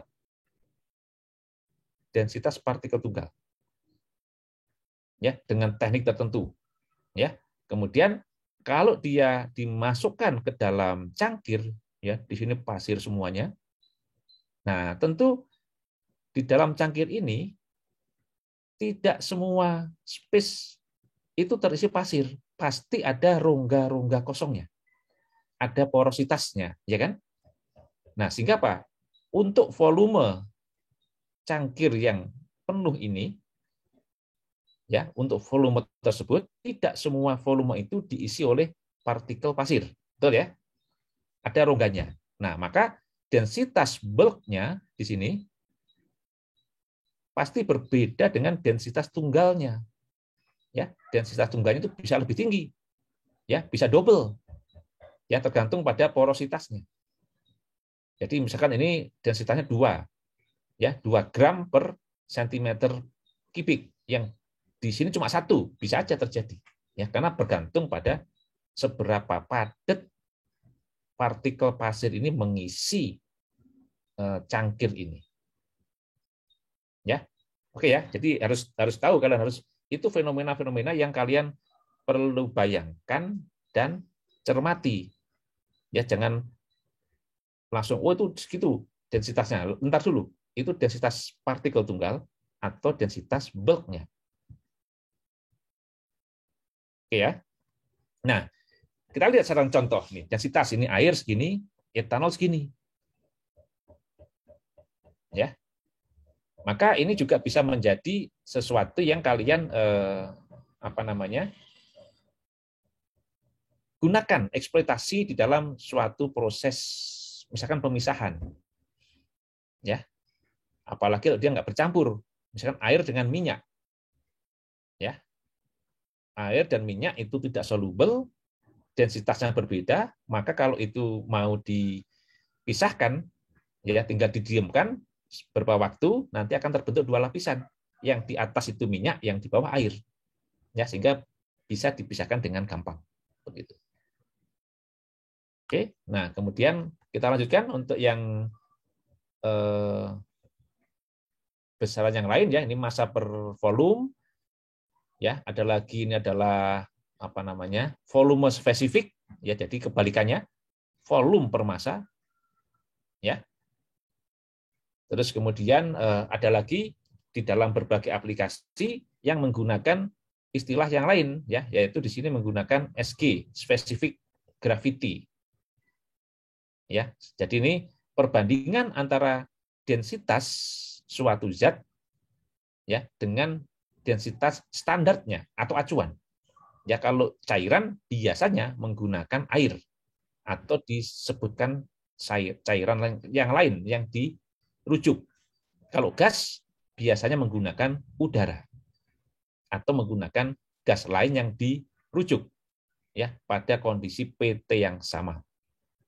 Gitu. Nah, kemudian juga ada lagi di dunia perminyakan menggunakan formula yang lain. Ya, ini adalah formula-formula praktikal yang banyak digunakan di industri. Ya, kalau di perminyakan dia menggunakan ini derajat api ya, API, ini American Petroleum Institute ya, dengan formula ini. Ya, jadi 141,5 dibagi specific gravity pada kondisi ini 60 derajat Fahrenheit 1 atmosfer ya, dikurangi itu. Nah, angka-angka ini nanti yang memberikan angka-angka yang mudah gitu. Misalnya kalau air itu mempunyai derajat api API-nya adalah 10, kalau minyak mentah 35. Jadi mereka ketika di pasaran itu gampang ngomongnya. Oh, itu minyak dari dari Amerika berapa derajat API-nya? 35. Yang dari Arab berapa? 30 dan seterusnya ya. Jadi mereka gampang menyampaikan istilah-istilah itu. Jadi memang satuan-satuan istilah-istilah praktis yang banyak dijumpai di industri. Tidak semuanya kita pelajari di sini. Ya, nanti kalau kalian di pabrik di kertas ya, itu juga ada lagi nanti semacam konsentrasi, itu namanya konsistensi juga ada. Ya, konsistensi. Jadi berbagai jenis satuan praktis itu ada. Jadi kalau melihat seperti itu, kalian nggak usah bingung, kok dulu nggak dipelajari Pak? Ya, kalian tinggal lihat, oh seperti apa rumusnya, terus mengapa pakai itu. Oke ya. Nah, ini secara detail ya, nanti saja kalian akan tingkat berapa ya, 2 akan praktek lebih detail bagaimana cara menggunakan piknometer untuk mengukur ini ya, bukan menghitung. Kalau yang tadi kan formula untuk menghitung ini. Berapa massa, berapa volume dihitung. Nah, memang ini adalah dasar dari nanti ke sini. Ya, ini menggunakan formula tadi. Nah, tapi sekarang ini kegiatannya mengukur. Ya, maka bagaimana cara mengukurnya? Oh, ini ada piknometer, ada volume disebutkan di situ untuk 20 derajat Celcius. Ya, menggunakan piknometer ini. Artinya kalau temperaturnya itu berbeda, misalkan kok temperaturnya itu 30 ya, panas itu di labnya, ya, maka ini akan mengalami pemuaian. Ya, ada muai ruang sehingga volumenya tidak lagi 100. maka biasanya kemudian perlu dilakukan kalibrasi. Ya. Jadi dengan cara gimana? Gunakan cairan yang standar yang sudah diketahui densitasnya. Ya, masukkan dulu air aqua DM penuh, ya ditutup sampai keluar sini. Ada cairan keluar, ya dibersihkan, ditimbang. Nanti ada massa kosong, ada massa isi, maka massa air aqua DM-nya bisa diketahui. Ya, dari massa itu kemudian kalian tahu densitas pada temperatur yang sama, maka kalian bisa menentukan berapa volume aktual dari pignometer ini pada temperatur yang berbeda dari temperatur ini. Ya, karena memuai gitu. Nah, itulah volume aktual yang sekarang. Maka setelah tahu volume aktual, kalian bisa menggunakan untuk mengukur cairan yang lain. Misalkan minyak, kalian masukkan minyak dengan cara sama, ya, massa kosong, massa isi, timbang massanya berapa, tahu massa minyak, dibagi dengan volume yang sudah terkalibrasi tadi. Maka nanti kalian bisa mendapatkan berapa densitasnya. Ya. Nah, begitu. Nanti secara praktikal itu akan di tingkat 2 dan tingkat 3. Nah, kemudian kalau gas, ya, maka seperti yang tadi itu, ya sudah saya sekilas di depan, ya tentu kita menggunakan persamaan ini. Karena kalau kalian injeksi terus tambah 1 gram, tambah 1 gram, tambah 1 gram, ya dia terus masuk. Nah, tetapi tekanannya meningkat terus, ya, karena memang gas itu ada hubungan tekanan di situ. Nah, sehingga dari persamaan contoh, ya, kalau kita asumsikan menggunakan gas ideal, maka menggunakan ini, ya, PV-nRT, ya. Nah, sehingga ini bisa diubah formulanya menjadi ini, ya, di mana Rho sama dengan P dikalikan MR dibagi RT. Ya, ini adalah berat molekul, massa rumus, massa molekul, tekanan, tetapan gas ideal, dan temperatur absolut. Ya, maka nanti berapa tekanannya? Nah, tadi kalian masukkan terus, ya, masanya itu. Nah, terus diukur aja tekanannya berapa. Nah, maka tekanan, temperatur, MR-nya itu tahu, ya. Terus ada R, ya. Pastikan satuannya sama, satuan antara P, MR, R dan T harus sama satuannya, ya. Maka nanti kalian bisa mendapatkan densitas dengan satuan yang juga tertentu. Apakah gram per liter, kilogram per liter, kilogram per meter kubik, dan sebagainya. Ya, ini untuk asumsi gas ideal, ya. Dan tentunya gas ideal itu nggak ada sebenarnya, kan? Ya, nah, tapi bolehlah kalian menggunakan asumsi itu tentunya dengan satu pertimbangan. Misalkan tekanannya rendah, gitu ya. Nah, kemudian di sini gas aktual yang lain. Ya, kalian bisa cek nanti. Oh, kalau pakai hidrokarbon C1 itu menggunakan persamaan keadaan yang mana? Ya, kalau yang rantai panjang pakai yang mana, dan seterusnya. Maka itu bisa kalian rujuk pada petunjuk yang sudah diberikan. Nanti ini disampaikan di dalam pelajaran termodinamika. Ya. Jadi sama prinsipnya, ada formula equation of state di sini yang bisa digunakan untuk menghitung seperti ini. Ya. Baik, ini nilai-nilai dari R, kemudian klasifikasi fluida, ya, tentunya gampang. Ini ada fluida cair, ada gas, ya. Kemudian juga nanti ada yang namanya kompresibilitas, ya. Fluida ada yang kompresibel, yang bisa dimanfaatkan, ya, bisa ditekan, ya. Jadi dia dijadikan oleh perubahan densitasnya sensitif, kan ditekan jadi penyet, ya. Masanya sama tetapi volumenya berkurang, ya kan? Kalau kompres itu kan begitu, ya, ditekan, ya, masanya yang terkandung sama tetapi volumenya berkurang. Tapi kalau incompressible tidak bisa ditekan. Yang compressible itu biasanya gas. Incompressible itu adalah liquid, cairan. Ya. Jadi kenapa untuk dongkrak yang hidrolik itu, dongkrak mobil hidrolik itu menggunakan liquid, bukan menggunakan gas. Ya, ya karena gas kompresibel, jadi kalau didongkrak itu nanti nggak naik-naik mobilnya, ya. Oke, kemudian sifat gas dan cairan, ya bisa kalian juga bandingkan di situ, densitasnya bagaimana, viskositas dan seterusnya, ya. Oke, ya, saya kira ini teori dasar, saya bisa skip. Kemudian viskositas, nah ini adalah, perhatikan ya, viskositas definisinya. Ini seringkali kalau ditanya, apa itu viskositas? Kekentalan, ya, Oke, kalau itu untuk cairan bisa dipahami. Ya, ini ada cairan yang kental, ada sirup, ada minyak. Ya, nah tetapi itu tentu menjadi sulit untuk bisa dipahami kalau fluidanya adalah gas. Karena nggak ada udara yang kental, gas yang kental, nggak ada, ya kan? Yang ada viskos atau yang tidak viskos. Ya, nah sehingga definisi umum yang kita gunakan yang bisa berlaku untuk keduanya adalah menyatakan ukuran mudah tidaknya fluida mengalir, ya, atau ukuran besarnya tahanan suatu fluida yang dikenai gaya geser, ya, yang mengakibatkan adanya shear stress. Begitu, ya. Jadi ukuran mudah tidaknya fluida itu mengalir. Ya, ada gas, ada cairan di sini. Dia mempunyai properties yang berbeda. Kalau cairan itu peningkatan temperatur menurunkan, tetapi kalau gas itu berkebalikannya. Mengapa? Ini menurut teori molekuler dari gas. Ya, pada temperatur yang tinggi, ya, itu terjadi gerakan molekul yang semakin besar, makin meningkat, dan di situ disampaikan viskositasnya makin tinggi.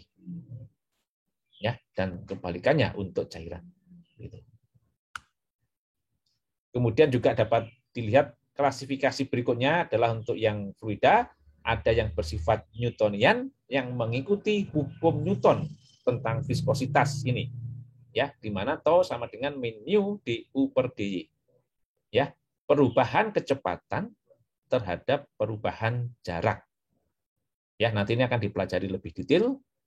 Ya, min mu, mu-nya adalah viskositas. Ya, kemudian ini ada perubahan kecepatan terhadap dy. Ya, nanti akan dipelajari lebih detailnya. Kemudian sifatnya tetap dan tidak elastis, jadi mu-nya itu tetap. Tetapi kalau yang non-Newtonian, viskositasnya itu bisa berubah, bisa elastis. Ya, bahkan juga bisa terbentuk suatu hole atau lubang, ya, yang mengisi di dalam fluida itu. Ya. Oke, ya, nanti ini bisa dilihat yang non-Newtonian itu misalkan ada lumpur pasta polimer, ya, kue, cake itu yang bikin kue, ya, dan sebagainya. Nah, ini contoh tadi, ya. Perubahan ini adalah kecepatan, jadi akan ada perubahan. Ini kecepatannya di sini tinggi, kecepatan yang di atas itu tinggi. Ini adalah fenomena, ya, di mana ada fluida di atasnya. Ini adalah fluida, misalkan cairan. Ada papan, ya, papan seluncur yang ditarik dengan gaya tertentu, ya, dengan gaya tertentu, sehingga nanti fluida air yang nempel di papan akan bergerak. Ya, pasti air yang nempel di papan itu akan mempunyai kecepatan yang sama dengan kecepatan papan. Tetapi yang di bawah ini adalah di dasar kolam, ya, dasar kolamnya di bawah, kolamnya pasti diam, ya kan, nggak bergerak kolamnya. Kalau kolamnya bergerak takut semua orang. Kemudian kecepatan fluida di dasar kolam 0 karena kolamnya diam. Maka dari kecepatan yang di atas yang sama dengan kecepatan selancarnya itu dan yang kecepatan 0 yang di bawah terjadi perbedaan kecepatan. Ya, maka disitulah akan terdapat perpindahan momentum. Ya, akan terbentuk profil du perubahan kecepatan tadi, ya, du per dz. Z-nya adalah jarak ini. Ya, berapa jarak dari selancar ke dasar? Ya, nah maka nanti kemiringan itu, profil kecepatan itu digambarkan dengan du per dz. Ya, du per dz. Ya, nah sehingga di sini fluida ini mengalami deformasi lapisan akibat adanya gaya geser, ya, yang diberikan, ya, jadi bisa mengalami deformasi itu. Itu hanya bisa terjadi untuk fluida, ya, di mana dia terjadi deformasi lapisan gitu. Padatan nggak mungkin. Kalian punya meja, di atas meja kalian gerakkan papan, maka partikel meja itu fix, diam. Tetapi kalau fluida enggak, ya, fluida di atasnya fluida diberikan papan yang digerakkan, maka di situ akan terjadi lapisan-lapisan fluida dengan kecepatan tertentu yang berbeda-beda, yang menunjukkan bahwa fluida itu mengalami deformasi di situ.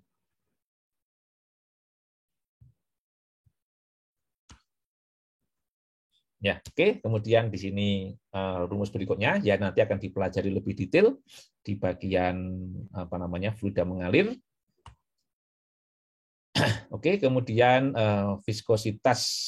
Nah, ini bicara formulasinya ya. Viskositas ini ada viskositas dinamik ya, tetapi juga ada viskositas kinematik ya jika dia dibagi. Karena memang pada aplikasi tertentu biasanya gas di sini. Nah, ini biasanya juga menggunakan viskositas kinematik ya. Kenapa? Karena nanti aspek densitasnya itu sangat dipengaruhi oleh perubahan temperatur atau tekanan. Nah, gas itu sangat sensitif terhadap perubahan temperatur dan tekanan ya, sehingga kadang-kadang ini menggunakan istilah viskositas kinematik ya. Jadi ini adalah viskositas dinamik mu dibagi dengan densitasnya pada kondisi yang sama. Ya. Nah, ini berkaitan dengan difusivitas dari momentum sebenarnya. Ya, nanti di bagian momentum itu akan dipelajari lebih detail. Kemudian alat ukurnya adalah menggunakan viskometer Oswald ya seperti ini. Ya, nanti juga di tingkat 2 di MPA akan dipelajari. Ya, ini prinsipnya adalah bahwa cairan yang akan diukur viskositasnya dimasukkan ya, kemudian digerakkan. Jadi ini ditahan dulu, setelah dilepas nanti cairan itu akan mengalir. Ya, kemudian akan diamati berapa waktu yang dibutuhkan untuk melewati A dan B, berapa detik. Ya. Nah, nanti ada formulanya. Ada formulanya yang digunakan untuk menentukan berapa besar viskositasnya. Biasanya menggunakan acuan juga, menggunakan air nih, yang sudah diketahui viskositasnya. Ya, dibandingkan dengan air, ini viskositas air, densitas dari fluida itu, densitas air, waktu yang diperlukan oleh fluida itu, waktu yang diperlukan oleh air, ya, maka nanti dari situ kita bisa menentukan berapa viskositas cairan sampel yang diukur. Begitu. Ya, baik, saya kira untuk sementara itu jangan lupa absen, daftar hadir diisi. Ya, ini waktunya sudah mau habis, tapi sebenarnya masih ada sedikit ya yang perlu disampaikan. Ya, tapi saya kira ini juga bisa dibaca sendiri ya. Kalau enggak kita lanjutkan sebentar untuk pertemuan berikutnya. Ya. Baik, demikian Pak Wawan, Pak Haryo.